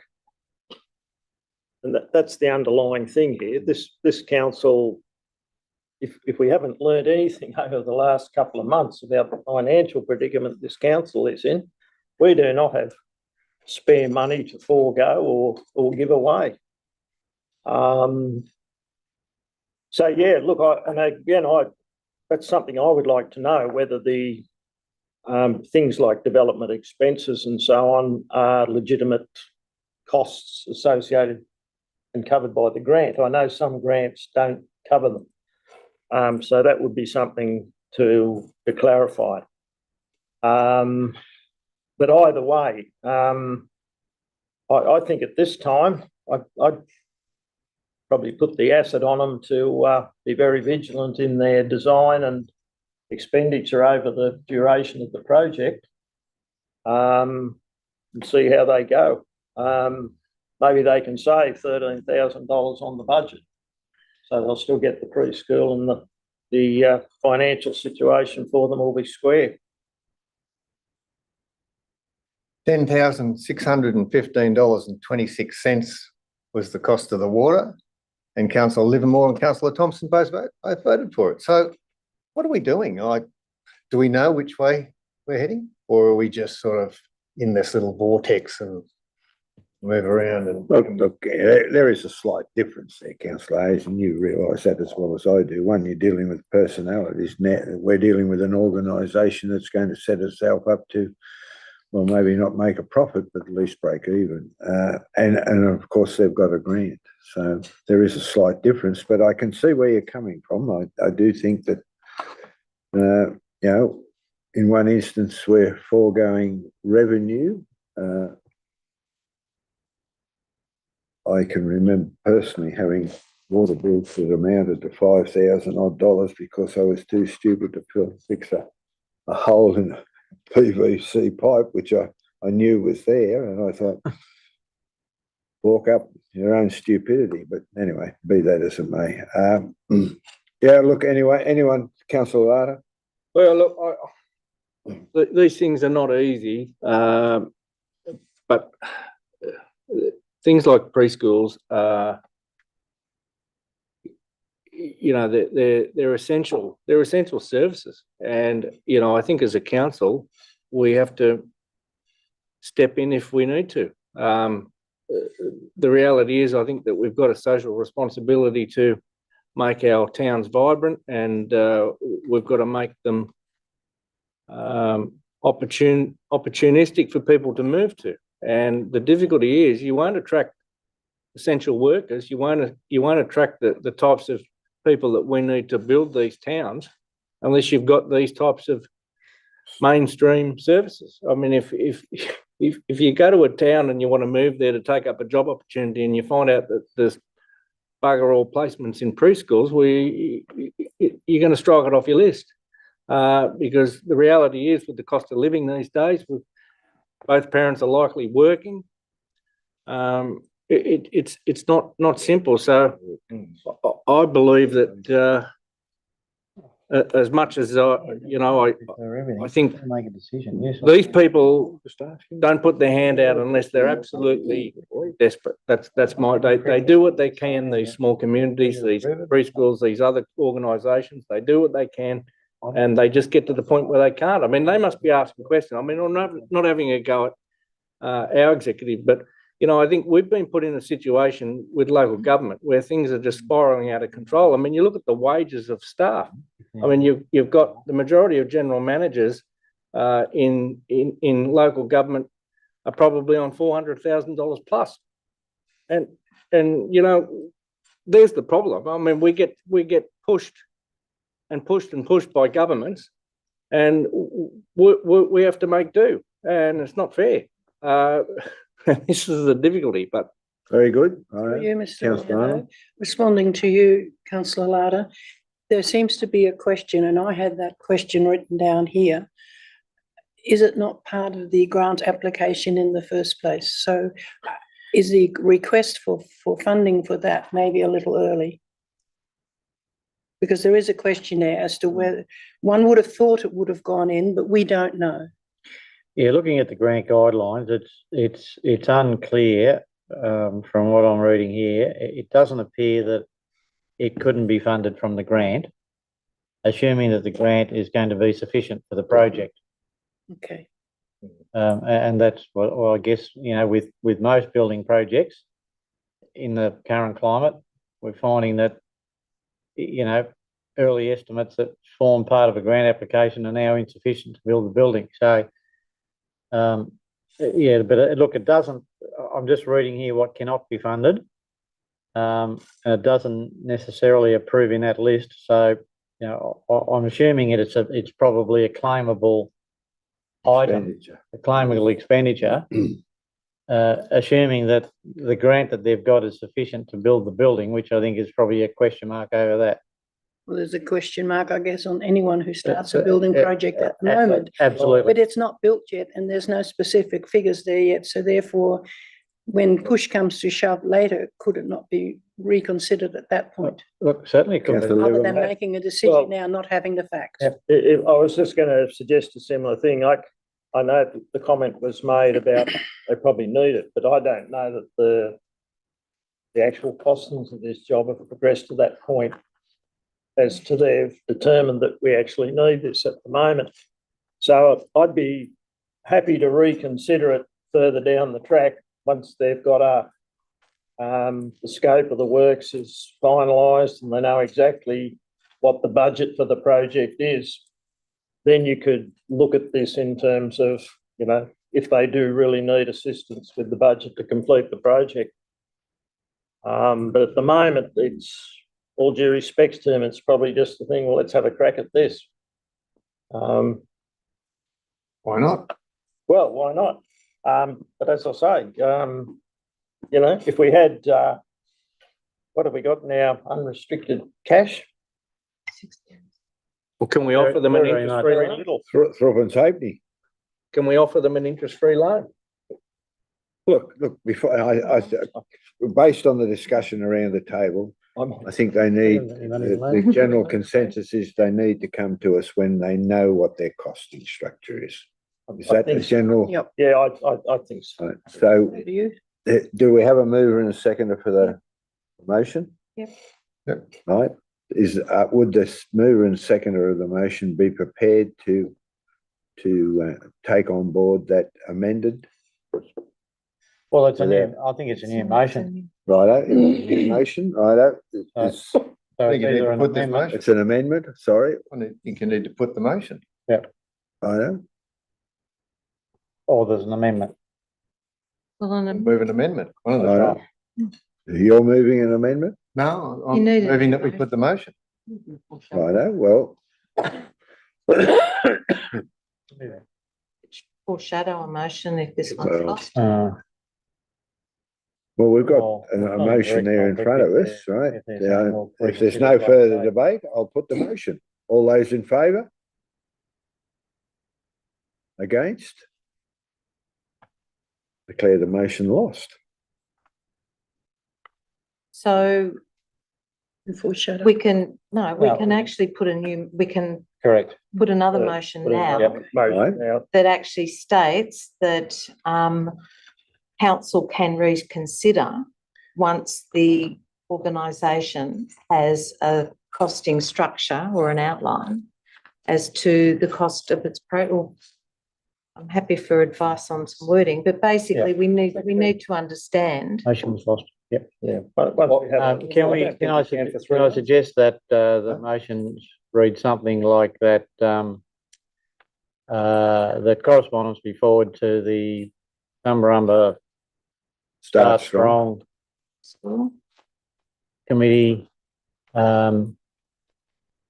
requesting further information on the funding and cost of the preschool construction to enable further consideration of their request of refund and waiver application fees.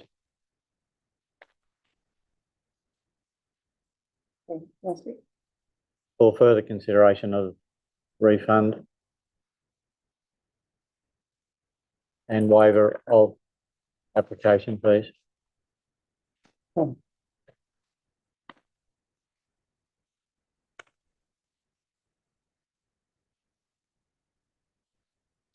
Righto, do we have a mover? Councillor Ivel, a seconder? Councillor Livermore. Any debate? Councillor Larder? Just obviously that couldn't come back to council for 3 months. It's okay. Yeah, that's Okay. And be brought. It can. Well, you've just voted not to give them it, so I don't know how you can bring that back within 3 months. No, I agree with that. Yep, I agree too. So, you know, but it'll take them that long to get. It'll be more than 3 months before they get to that position now. Yeah. It's a preschool, it's not not a hall, not Toomer or Cancoban or anything, is it? Surely they'll get it right. Could be some of the same. You'd reckon, you hope. Not going to do anything out of the suspicious. Righto, okay, righto. Based on that clarification, thank you for that, councillor Larder. Is there any further debate? If not, I'll put the motion. All those in favour? Correspondence. Against? Carried unanimously. Do you want to let your? I'll just go and get Were you in favour? council hand. Yeah, okay. Yeah. I'm just making sure I'd got it right. It's all right, chap. Could I'm getting a bit jittery. You don't have to remember, James. You can just read. I just check the Give him some sugar. voting was correct Give him some for the previous motion? They should be. For this, It's normal. That was the Gubra no, No. on the for same matter, that Defeating the original resolution. the original No, motion. because it's not lost.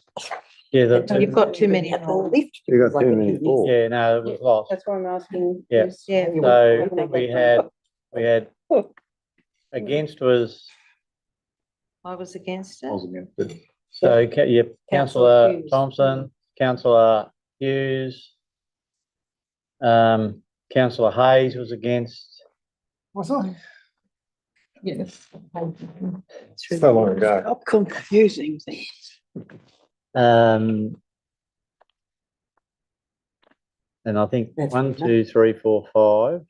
Where were you? I think there's 6 again. Yeah, I think, were you against No. too, councillor Jaffe? I was, yeah. Yeah, I'm so against. councillor Jaffe was against as well. You sure? So the only people that were for were councillor Ivoncap, Oh, councillor. my two buddies. That'd be right, I think. And we got one absent. Oh, yeah, councillor. Oh, Hawes, there's only not there. three of us for. Yeah, but You there's missed me. Councillor Ivory, Second one. No, is that you're right? there. Yeah, but I'm in the wrong, I'm in the wrong team. Were you for it, were you? Yeah. he was Right. for. Despite Councillor what I Hayes, said. councillor Hayes was for it. Yeah, he does things. Should I go back out again? No, We'll get it sorted. I'm in the B team today, I think. As long as you don't put councillor Ham in there, you'll be all right. 3-5. That's my counting. Yeah, I thought it was 3. Righto, okay. You all agree? We'll go to Watto Cider Trail, 11-4. I'll move. Been moved. Councillor Thompson, is there a seconder? Councillor Livermore, any debate? Just to say, I think this is an excellent move forward, and I think the Batlow to Wyberlina, Batlow Cider Rail Trail will be a great economic boost to the region when we get it. Yeah, I'll move it. Been moved and seconded. Just one suggestion, does it have to be a trail? Can it be a circuit or something? Does it go round? No, A 'cause it's circus, called a did you rail say? trail. Well, it will be, circuit. It doesn't go round. No, it doesn't. Leave it as a trail. No, leave one a trail. Depends how much cider you drink. It's part of the If tracks. it's a circuit, you're back of the cidery. Righto. No further discussion. I'll put the motion. All those in favour? Against?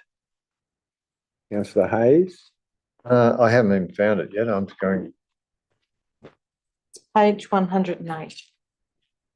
11.4.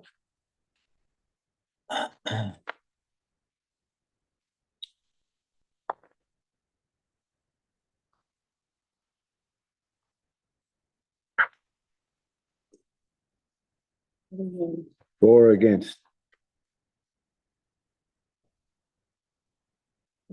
I'm against. Against. Councillor Hayes is against. Righto, Hang okay. on, hang on. Can we just get the, let's give Jenny a moment to catch up. Mm.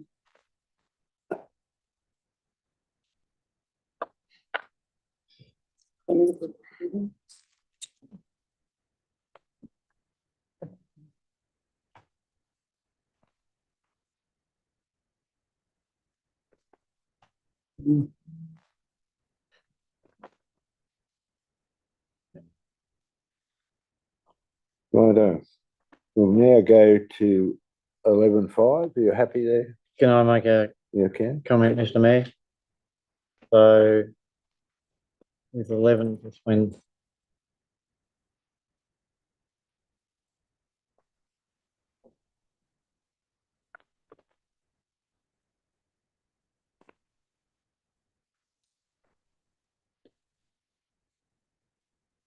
right, Jenny?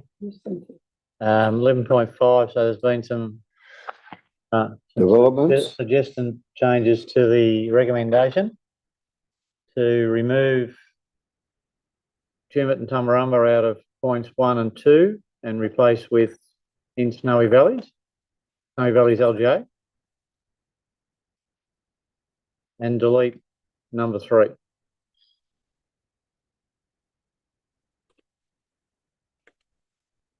That's the suggested changes, Mr. Mayor. And you want to do that in 2? Yep. Change 2, Yep. charging One, stations in Snowy Valleys? Yep, 1 and 2, Right, okay, very good. and remove 3 if In if its councillor- entirety. in its entirety, if councillors are comfortable with that suggested change. Righto, based on that amendment there that's suggested to the original motion, would someone like to move? Councillor Ham and Seconded by councillor Thompson. Any debate? I just say, earlier on this year, yes, it was this year, that councillor Hayes and I went to the tourism conference, and this was just Front and centre. front and centre, exactly. And so I'm delighted that, you know, we're in the discussion, we're in principal participation for it, and I know I took it back to the Tumbarumba Chamber of Commerce, and they were delighted that we're thinking about it as well. And it's taken a long time to get here.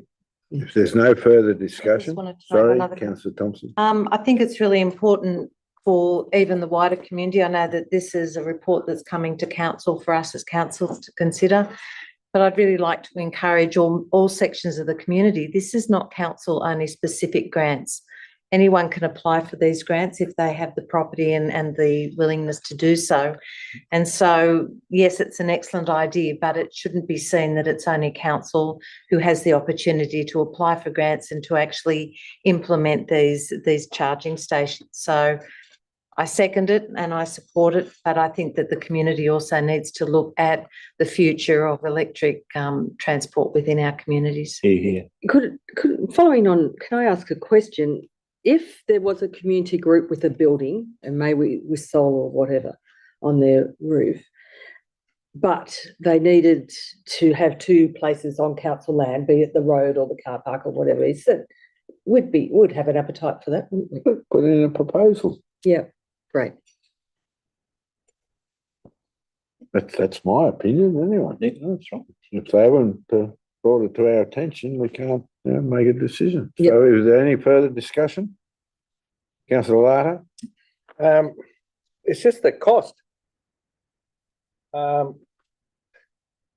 know, it's all well and good for these electric vehicles. I mean, I've seen pictures of these things online being powered by diesel generators. I mean, That's right. this is just, you know, complete madness, a lot of this stuff. You know, it costs a bomb to produce it. It costs a bomb to, you know, at the end of the day, it's all being powered by coal-powered fire. You know, we just go around in circles on this and everyone thinks that they're doing the right thing. Till these big windmills end up in somebody's backyard and they can't get rid of them, and these electrical stations and these solar batteries and everything just get discarded or catch on fire. It's not everything it's cracked up to be, this stuff. And, you know, it might look as though it's a gift to us, but I reckon it's not. We need to do a bit more research into the whole. Councillor Ogle. I'm on that comment. Yeah, I hear what councillor Larter says, but I've seen, and they're in operation at the moment in Victoria, charging stations that are run by solar. They charge a battery, and those batteries charge those vehicles 24/7. All encompassed in one, no cost to the community. You know, it's a no-brainer. It really is a no-brainer. I wished I could remember the council. I think there's a differentiation between councillor Larter's opinion and your opinion. From the point of view, you're dead right. If you go down that path, it's good. But if you're just going to power it from the electricity mains, I agree. it's being generated somewhere with fossil fuels. So Sure. Steve, want to make. anyway, it's right. So can we stipulate that it gets put in with that infrastructure? I mean, because I you know, I just don't think we should be going down a pathway where we're Look, kidding it's ourselves. basically doing an investigation into the Yeah, situation. So, Mr. General Manager. Yeah, look, councillor Larter, I'd draw your attention to point 1 where it says endorse in principle participation. Because you're right, we do have to do a little bit more work yet before we decide to put an application in around, you know, really around what the potential costs and income streams are going to be for council. So that's why the recommendation's been written the way it is, that it's in principle support to give us at least the authority to go ahead and do more work on it. If council was of mind that they didn't want to go down this road, well, then we'd scrap it completely. But waste their time. at least this gives us the opportunity to do a bit more investigation. There was, you know, lots of discussion this morning about the locations, hence why they've been taken out. So, you know, I think there's another report that'll come to council before we actually submit an application. Councillor. And I think That's you find that solar and battery storage costs are coming down significantly. So it's going to become the norm eventually. I get what Councillor Larder is saying, and I understand that, and that's true. But you know, battery and solar storage is becoming more prevalent in a lot of these charging stations. I'm not sure whether they're coming down. I think the difficulty is Batteries are. is finding a reputable installer. I'm a net producer of electricity, and I do have an electric vehicle that I charge through my system, and I don't have an electricity bill as well. So I think this is the way to go. And I think also it's very important for our tourist economy. If we're not attracting, if people are going elsewhere because there's no charging stations, it's deleterious to our community, and I don't think we should be doing that. I think we need to be able to provide for everyone in the community. And I think this is an important way of doing it. Very good. No further debate. I'll put the motion. Sorry. He just covered it, basically. The tourism part of it is what we're really up to today. Yeah. In 10 years' time, we'll be definitely talking about why is this still on a coal power station. But at the moment, it's all about tourism. So. I'll put the motion. All those in favour? Against? Councillor Larder's against? Carried. Councillor Larder's against. Righto. 11.7. Oh, no, sorry, I missed the most right one. 11.6. Good try. I just thought that was a Freudian slip. I'll move. It's been moved by Councillor Thompson. Is there a seconder? Councillor Armour. Any debate? Option 3. If not, I'll put the motion. Okay. Sorry. Councillor We've Larder. got a bit of a Councillor chat, Larder. I'd move that we go into committee to discuss. Been moved by Councillor Larder. We're going to committee, seconded by Councillor Ham. Put the motion. All those in favour? Against? Carried. We're in committee. Councillor Larder. As you know, I've been quite critical of where we've ended up on this. I think this is a real opportunity for the council that should not be underestimated in what it will provide for this community and the economy, perhaps. I think option 3, to me, is not the best option. I would prefer to see us go down the pathway of the all-inclusive option 5, which is the instrument approach and the overall extension of the runway. I would, however, allow for that to be perhaps option so that it could be done in a second stage. But I truly believe that unless we go with that option and build what we can with the money, and resume the land now, we're not going to be in a position to do anything in the future. Once you build that, it's going to be very difficult to resume that land and have an appetite for government to provide money or the like to do it. The difficulty is with option 3 is that it really isn't providing us with any real benefit for the RFS aeroplanes, in so much as the idea of that grant was to allow for the extension of the runway so that the aeroplanes could take off with near enough to full capacity of water and retardant. The issue is now, under that option, they're not going to be able to take off with the full amount. And to me, that creates a real issue, because there's been this curveball thrown in with the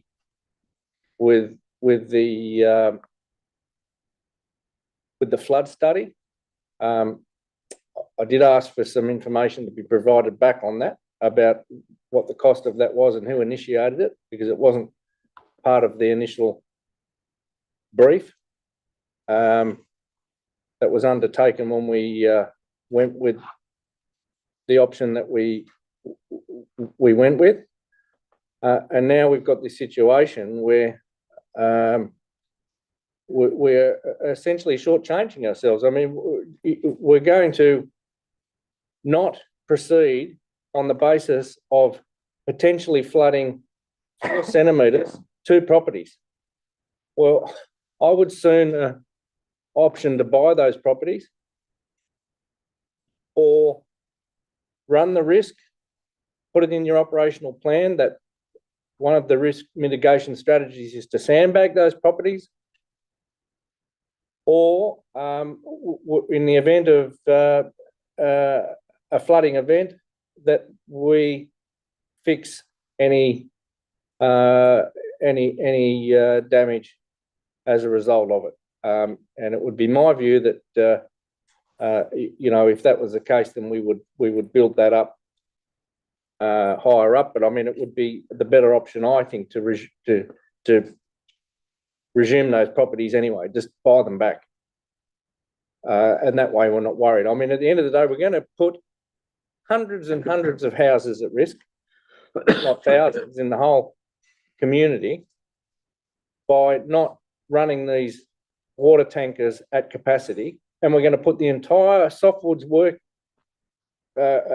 community and economy at risk, and our industries like Visy and the mills, because we're prepared to not have the best capacity possible to prevent those industries from being lost to fire.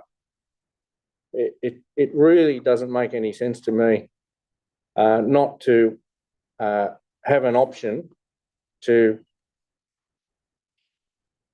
at least go down the pathway of incorporating into any option that we go ahead with to resume that land as we were previously doing, so that if the opportunity presents itself in a month or 6 months or a year, we can say, okay, we now want to build that section with possible grant funds from the state or federal government.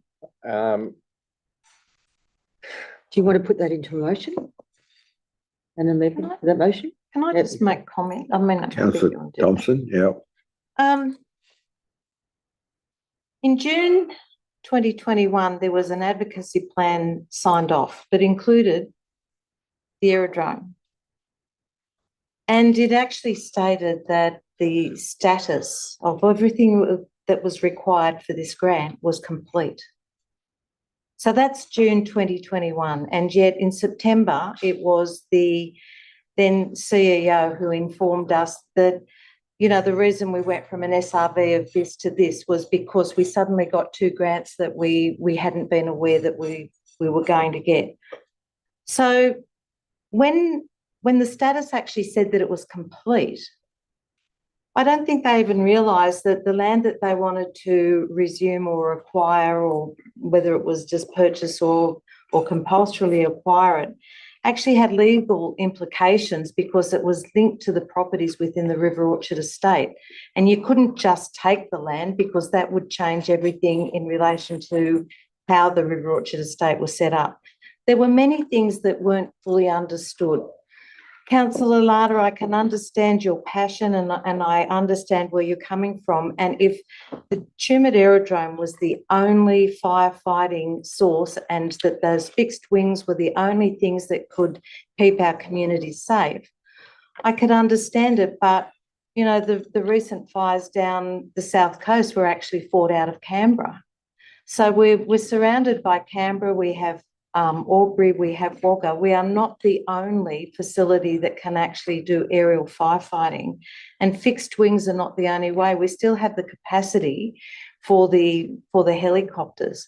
So from what I have heard is that they say that the additional taxing, which means that the rotation of getting planes filled, loaded, up in the air, back down, and getting that rotation happening is going to be far more efficient with the design that is out there now. In relation to purchasing people's properties, the people who have built there because originally there was the design for an air park. And so they've actually built out there because that's what they want to be a part of. For us to go in and say, oh, well, we'll just buy it back and you can just go and find another dream somewhere else. I don't believe anyone here wants to put our community at risk or let alone the timber industry, which is the bread and butter of our wider area. But the Tumut Aerodrome is not the only piece of the jigsaw that is going to enable appropriate firefighting, and it's not just the fixed wings. There are opportunities for many other services in order to do it, and we have neighbouring facilities. In fact, Wagga was probably closer to the Duns Road fire than the Tumut Aerodrome. We're an aerodrome, we're not an airport. And that's the difference, is that we don't have the same capabilities of airports that are usually in much greater, larger, either cities or regional centres. So nobody wants to put our community at risk, but we have many other options, not just fixed wing air fighting.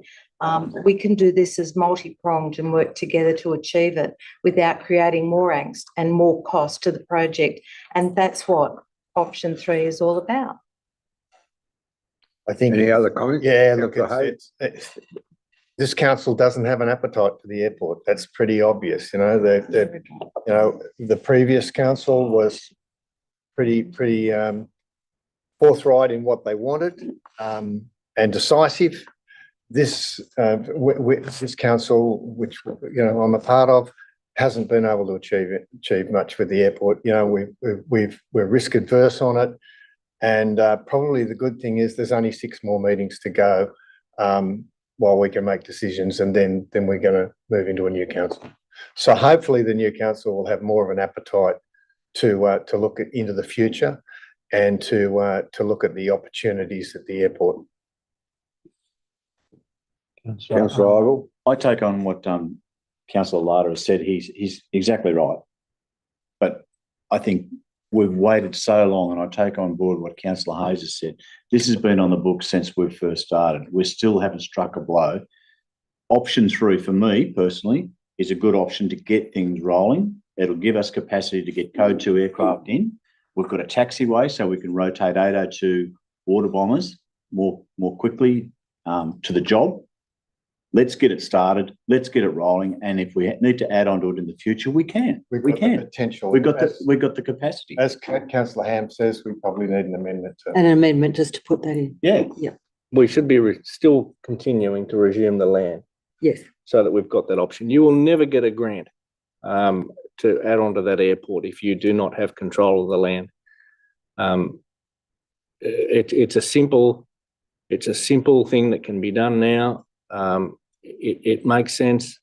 It's not like you're taking people's houses away from them. They're blocks that are added onto the Orchard Estate. In the scheme of it, yes, you know, it's not ideal, but you know, you're running the risk of losing an entire industry that supports this entire shire, and anything that puts that at risk and anything that we can do to make that risk less, to me, is sensible. Helicopters are not able to lay the foundation work that these fire bombers can do. And Councillor Thompson, you know, the reason why Tumut is so instrumental in fighting fires as an airport is because it is close to the softwoods areas. We can mount a very immediate response and respond to that area quickly, like an ambulance can to a house. If we're to wait from Wagga or Albury, in fact, on previous fire events, Canberra has been closed and the aircraft have been required to come from Tumut to fight fires in Canberra because of visibility issues. So it is not the case that helicopters are now taking over and we don't need these fire bombers. Helicopters are very important for the tactical firefighting and for firebombing active fires, but they are not used to lay retardant. They are not there as a prevention measure, other than using them, for dropping incendiaries. Anyone else got a point of view? Yes, Mr. Right. Yes, Councillor yes, Armour? and it's the total opposite. And I know, John, you and I have had our horns crossed a number of times over this, and you are the pilot and you understand air, and you guys have more to do than what I have. But I've done my research and I've got it from experts as well. And when I look at the figures, and I wrote an email to Duncan only a week or so ago, asking whether we could have a measure of what the extra carrying capacity achieved by having the second taxiway, allowing more takeoffs compared to the extension of the original runway. And in a 20-degree heat, we can fill them up.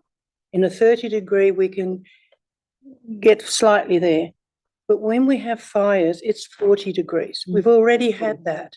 And then we get a third of a third extra capacity. That is not a lot than when we start off with 2/3. And when you start figuring that out, if you can only get one more aeroplane in the air with a 2/3 load, you've got more than what you have if you extend the airport for another 8, whatever it is. And for 8 million, I think, is the extra cost of it.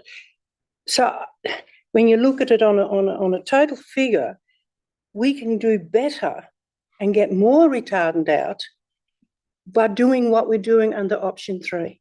If you can get the planes. If you can get the plane. Well, We could only supply the airstrip. Well, that's subjective because if you've got fires in the rest of the state, that's going to be difficult. But if you don't have any other fires, That's fine. Yeah. that's not an issue. But That's not an there's all those variables in it, so you There are can only do it on round figures. And there's just not enough extra benefit out of that huge expense to justify it, in my opinion, when you can get more by getting more planes in the air. Well, but what extra expense have you got in just resuming the land so that you have the option to extend it in the future? It's just a motion to say that land becomes available, that we look to purchase it. Look, it's, first of all, it's not going to become available. We're Probably going not. to have to acquire it. And I couldn't agree more with Councillor Lardner's Discontinue. comment about acquiring the land, right? They can't sell that parcel of land because it's associated with their development, right? We can acquire it, right? However, there is a problem with that concept, is where's the money coming from? Because we're going to spend the money that we've got to do option 3. Now, you're dead right there. If we could acquire the land for some future development, you viewed, right? I'm just a little concerned about where the money's coming from in that process. And maybe we might be able to apply for additional funds. I don't know. Have we explored that option? What's the cost in there? What's the cost to resume it? I might defer to the Director of Infrastructure and Works. We might defer to somebody else. Yeah, no, look, the initial estimates, which was some time ago, was about $800,000. I'd suggest those estimates have gone up since that was done. So you could be, I don't know, I really don't know the exact figures, but you know, you'd be looking more than $800,000 to buy those lots to the north. We've still got to purchase land for these options as well, for option 3. So there's still land acquisition costs for that, and the final cost of that's to do the parallel taxiway. That's going to be significant because that land's far more valuable than the orchard land to the north. So we've got to leave money in the budget. But you've got funding for that. But I think the way Councillor Lardner's talking, I think, you know, maybe the softwood industry or some of those affected might be able to assist us in accessing those funds. Absolutely. So I don't discontinue. Maybe even if we just say subject to funding, that's the intention. I mean, I would just be leaving the door completely open, because the moment we just say that we're going to do option 3, that means option 3 is that. I would be saying that option 3 plus resuming the land subject to future funding. Look, from my point of view, I think that the option is to do option 3, but, you know, we have got to, and look, the Softwoods Working Group are keen to advocate on our behalf. the forestry commission's obviously got skin in the game. What have they contributed to the exercise? Busy, the AKDs, the Hine, they've all got skin in the game. You know, I think you've got to leave the door open for sure. But at this point in time, based on the money we've got, option 3, but leave the door open. Let's just do it. So is that, we can put a number 2 on this? Yes. Oh, you can add, yeah. Definitely. And we want to word it that we'll have the option. So we continue If money is pursue available. acquiring the land and identify sources of income to do so, because we don't have the money. That's right. We don't have the money within that's the right. organisation, but there's other people out there that've got skin in the game. Good. Can I make a Say comment, that, Mr Mayor? council, Sorry. I wholeheartedly support you council. in talking to those industries. It shouldn't be council's job to protect all of the softwoods around here. They should be part of, as you say, your words, skin in the game. They should be help contribute to that as well. So that was one of the points that we raised, that what we would like is, Subject to funding, dare I say, a community trust subject to Mm. further those funding. people would contribute to pay for the ongoing costs. And Um, I'm not trying to point work towards things at who didn't go to any of the SRV meetings. acquiring. However, I'm sure councillor Ham, you recall, and Certainly do. up in Tumbarumba, but they were very critical of both of the major projects that have added $22 million. And even though Tumbarumba has a significant timber industry, they were not in favour of this going ahead. So to now, if we Until don't, it burns unless, down.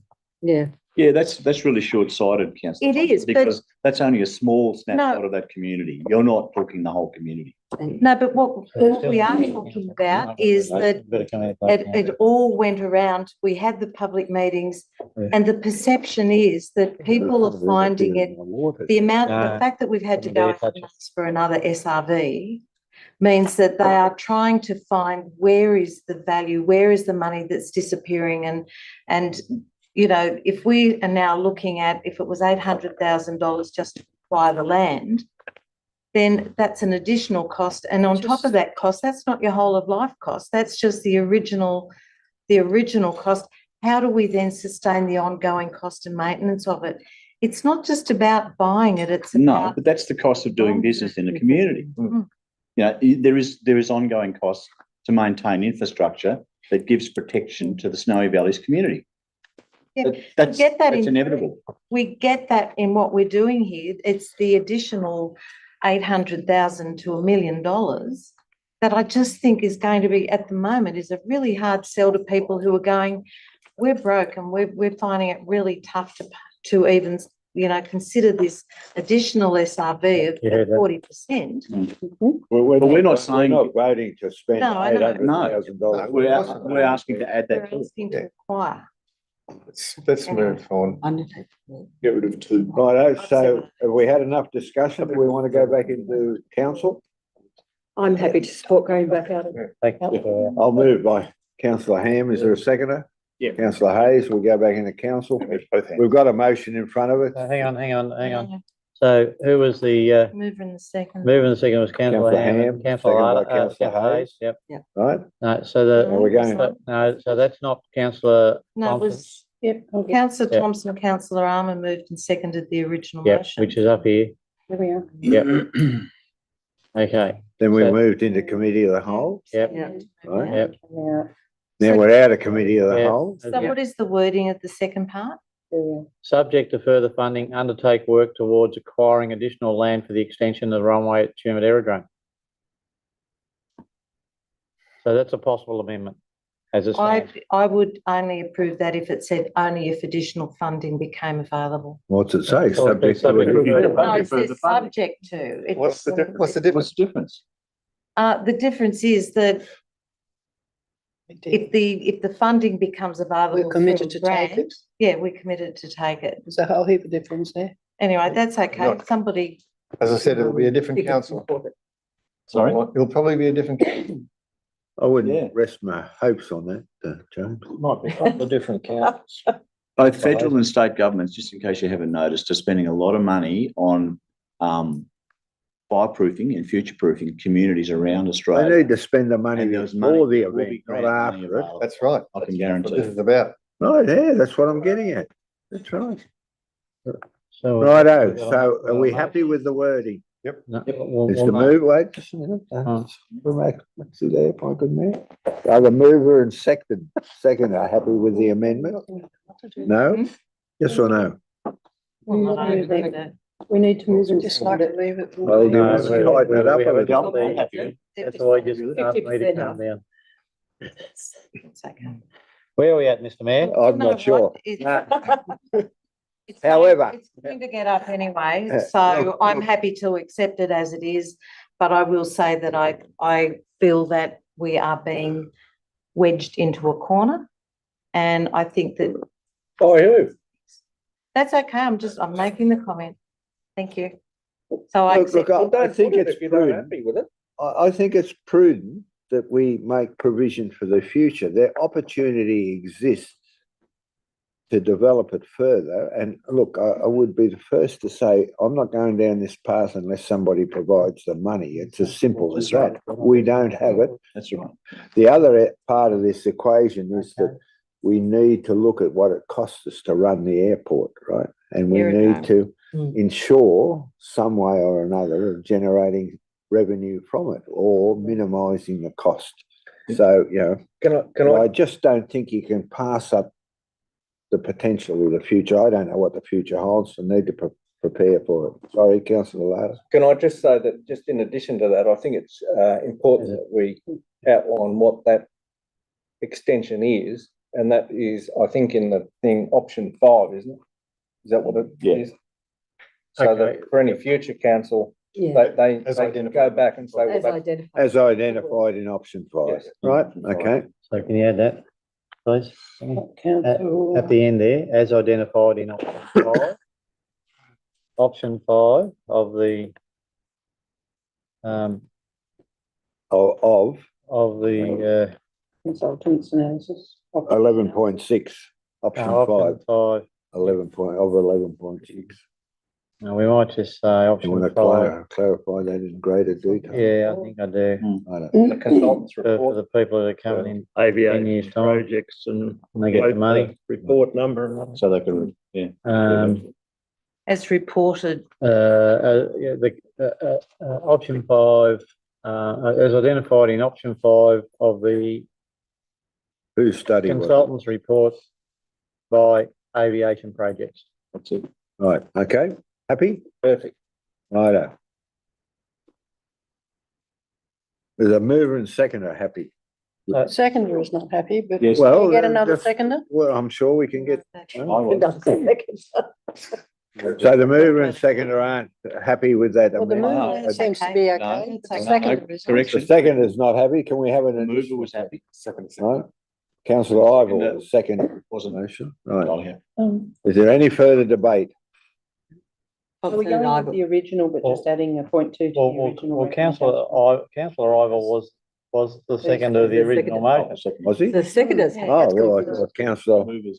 Armour was. But the mover said she'll move. I thought councillor Right. Arnold was as well, but that's okay. That's right, okay, righto, is that, It's not in it. let's Let's make prove it. sure that that's correct. The mover and seconder of the original motion were councillor Thompson and councillor Ivor, is that correct? Is that the way it's recorded? Yes. Right, Is that in correct? light of That's that, correct. Yes, yes. have you Right, moved seconded. the fact that you've got down the fact that we went into committee and out of committee? Yes.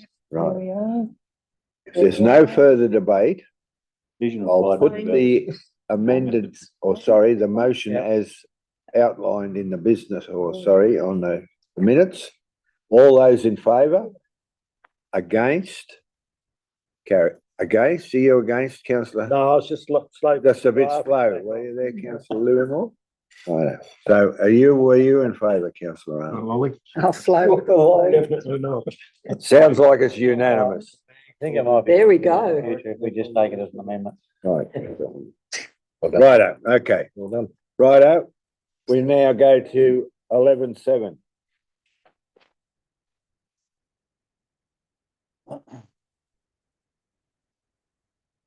So 11.7's been out for community consideration, and we've got the issues raised in 11.7, so does someone wish to move the recommendation? I'm happy to move it. I will second it. It's been moved by councillor Ham and seconded by councillor Hughes. Is there any discussion? If you wouldn't mind, through you, Mr. Mayor, I'd just really Councillor Ham. like very, very clearly, the purpose of this policy is to 0.8, ensure that contributions and work undertaken by existing user groups is formally recognised in any future agreement that council may enter into with the user group. Just want to make sure that's clarified, so that anything that happens within the recreational facilities is recorded, who pays, you know, when they leave, how's it left, just so it's I just want to be very clear that all users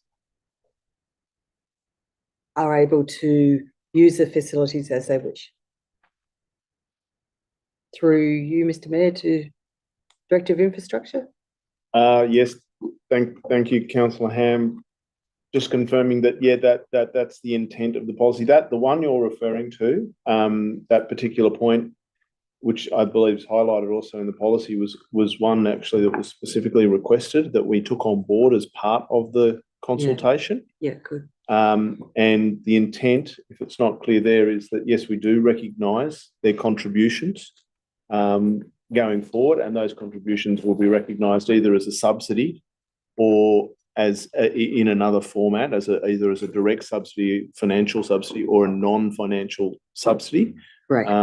In how they use the facility. So that does address your intent of what you're asking.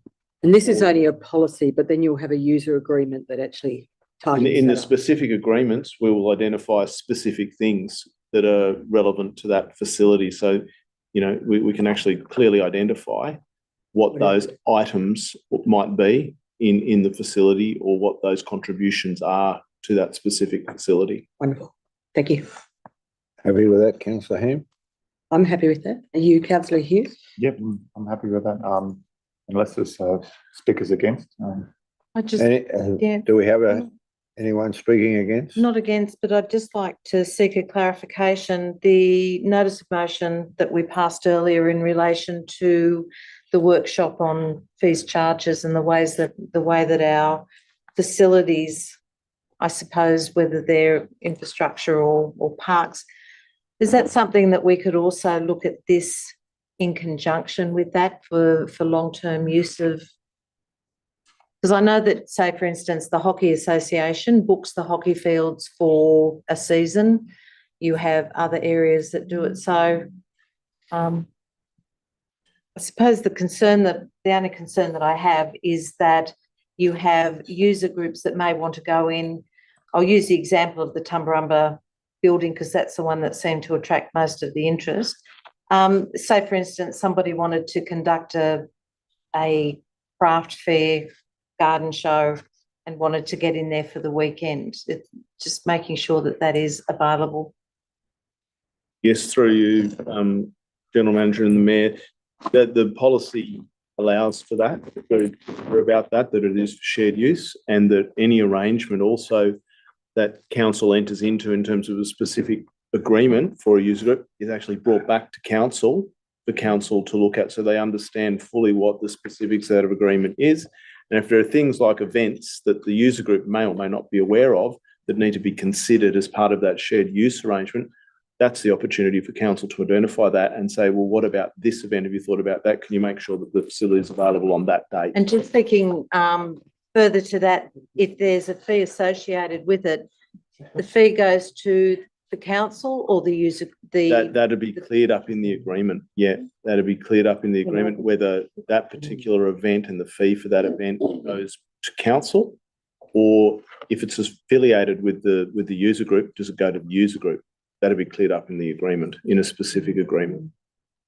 So we're providing, the people we have the agreement with are providing a service, right? they may well collect revenue. If someone else is providing the service and needs to use the facility, the council collects. That's right, and that would be in accordance with our fees and charges. Classic Yeah. example is, the Show Society, the Debutante Ball, the Zone 20 Pony Club, all those. Yep. shows, They wouldn't be effectively then road contributing day, to money towards the user group who has the facility. No, That's they right, would, that money would come to comes to council. the council. Very good. We have a recommendation, a mover and a seconder. Any further discussion? If not, I'll put the motion. All those in favour? Against, carried, unanimous. We'll now go to minutes of the committee meeting. 12.1, audit risk and improvement. Read that.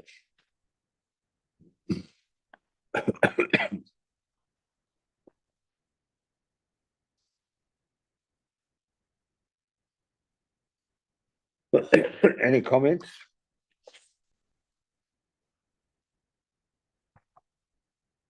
If not, there's a recommendation there as a mover. Yes. Councillor Ham, Councillor Livermore. Any comments? Well, the resolution does point out that there were high risk rating items being beyond council's risk tolerance and not being addressed or progressed to the resolution.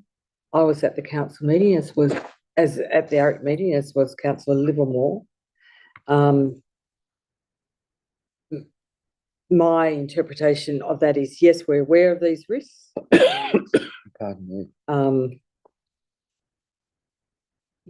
Yes, they are going to be brought up at the next ARIC meeting. So we are very aware of them.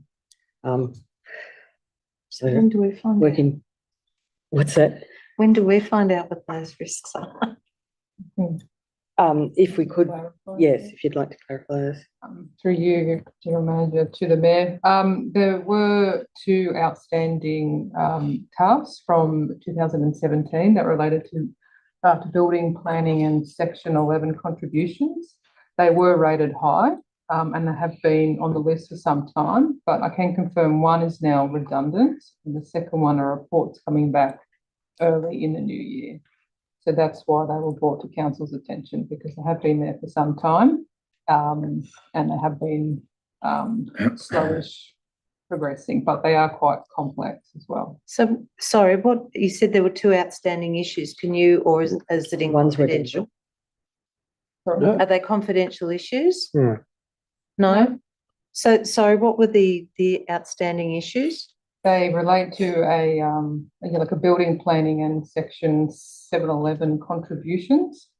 So Which is one in was section to implement a process of regular review of contributions to be incorporated into operational procedure. And the second one, sorry, was to like develop a planning assessment tool and incorporate risk assessment. So look, in relation to the developer charges, like that's one we've spoken about a number of times. I guess the biggest challenge with that I think from memory is about $500,000 in the developer charges reserve, which ideally we should be spending on community facilities. The difficulty we've got is that for a lot of them, the money's been in that reserve for a long period of time, and it's going to take quite a bit of research to actually go back and work out exactly where that money should be spent. So that's part of the problem. So part of this bit of the resolution was to bring to council's attention that in that case, that particular body of work is still to be done, and that we're happy to accept, the councillors are happy to accept the risk on that particular issue, given it's been outstanding for some time. Yeah. So, through you, Mr. Mayor, to the General Manager. So are we talking, and I'll use the Glen Estate as the example with what they wanted for their playground or to have an area fixed up, is that the funding source that could be used to upgrade the current park facility that they're looking at and the connecting footpath to get people there safely? Is Well, that it depends on whether the money, Potentially, yeah. depends on whether the money was raised for that purpose. Right? Well, it's I in don't the know. contributions. That's the problem. Yeah, We don't- potentially it could, Yeah. but, I guess what we'd like to do is, and look, we all want to work out where we can expend these funds, because it may allow us to do something in the budget that we haven't otherwise got the money for, or the funds for. So, but it's just, look, to be blunt, it's just a resourcing issue at the moment. And, we certainly want to get onto it, and we'd like to get onto it during this budget process, but I'm not absolutely going to commit that we can do it in that timeframe just yet. Righto, okay. So we have a mover and a seconder. Is that correct? Yeah. I'll put the motion, no further debate. I'll put the motion, all those in favour? Against, carried unanimously. We're now dealing with 12.2 First Nations Liaison Committee. Is the mover? Councillor Hughes, the seconder. Councillor Ivell. Any discussion or debate? Any questions? If not, I'll put the motion, all those in favour? Against, carried unanimously. We'll go to 12.3 Local Traffic Committee. Is there a mover? Councillor Hayes, a seconder. Councillor Ivell. Any discussion? I'll just say, Councillor Thompson. I can appreciate the safety aspect, but I think it's incredibly sad that what has been a long-standing tradition with the Tumut Town Band that can no longer deliver its early Christmas morning music. It just goes to show that political correctness and everything, all the dots joining, is really is the Grinch of Christmas this year. So it's really sad. And I would like to acknowledge the contribution that they have made for many, many years. Councillor Ham. To you, Mr Mayor, I'd just like some clarification on the road safety audit for the Willagobung Fire Station Brigade Station access assessment. I know that community, particularly Brandon Hawkins, has been working very hard to actually get the fire brigade station moved to another donated bit of land. And his argument is that the access is dangerous. So I want to know, is it or is it not? To someone who... The assessment from Transport for New South Wales and police was, no, it's not dangerous. It's not dangerous. Well, it's dangerous if you don't do the right thing, but if everything is right, the weather conditions and all that sort of thing. Slight distance is appropriate. Okay. Thank you. Will that be fed back to Mr I think Hawkins? they've already been told. Okay.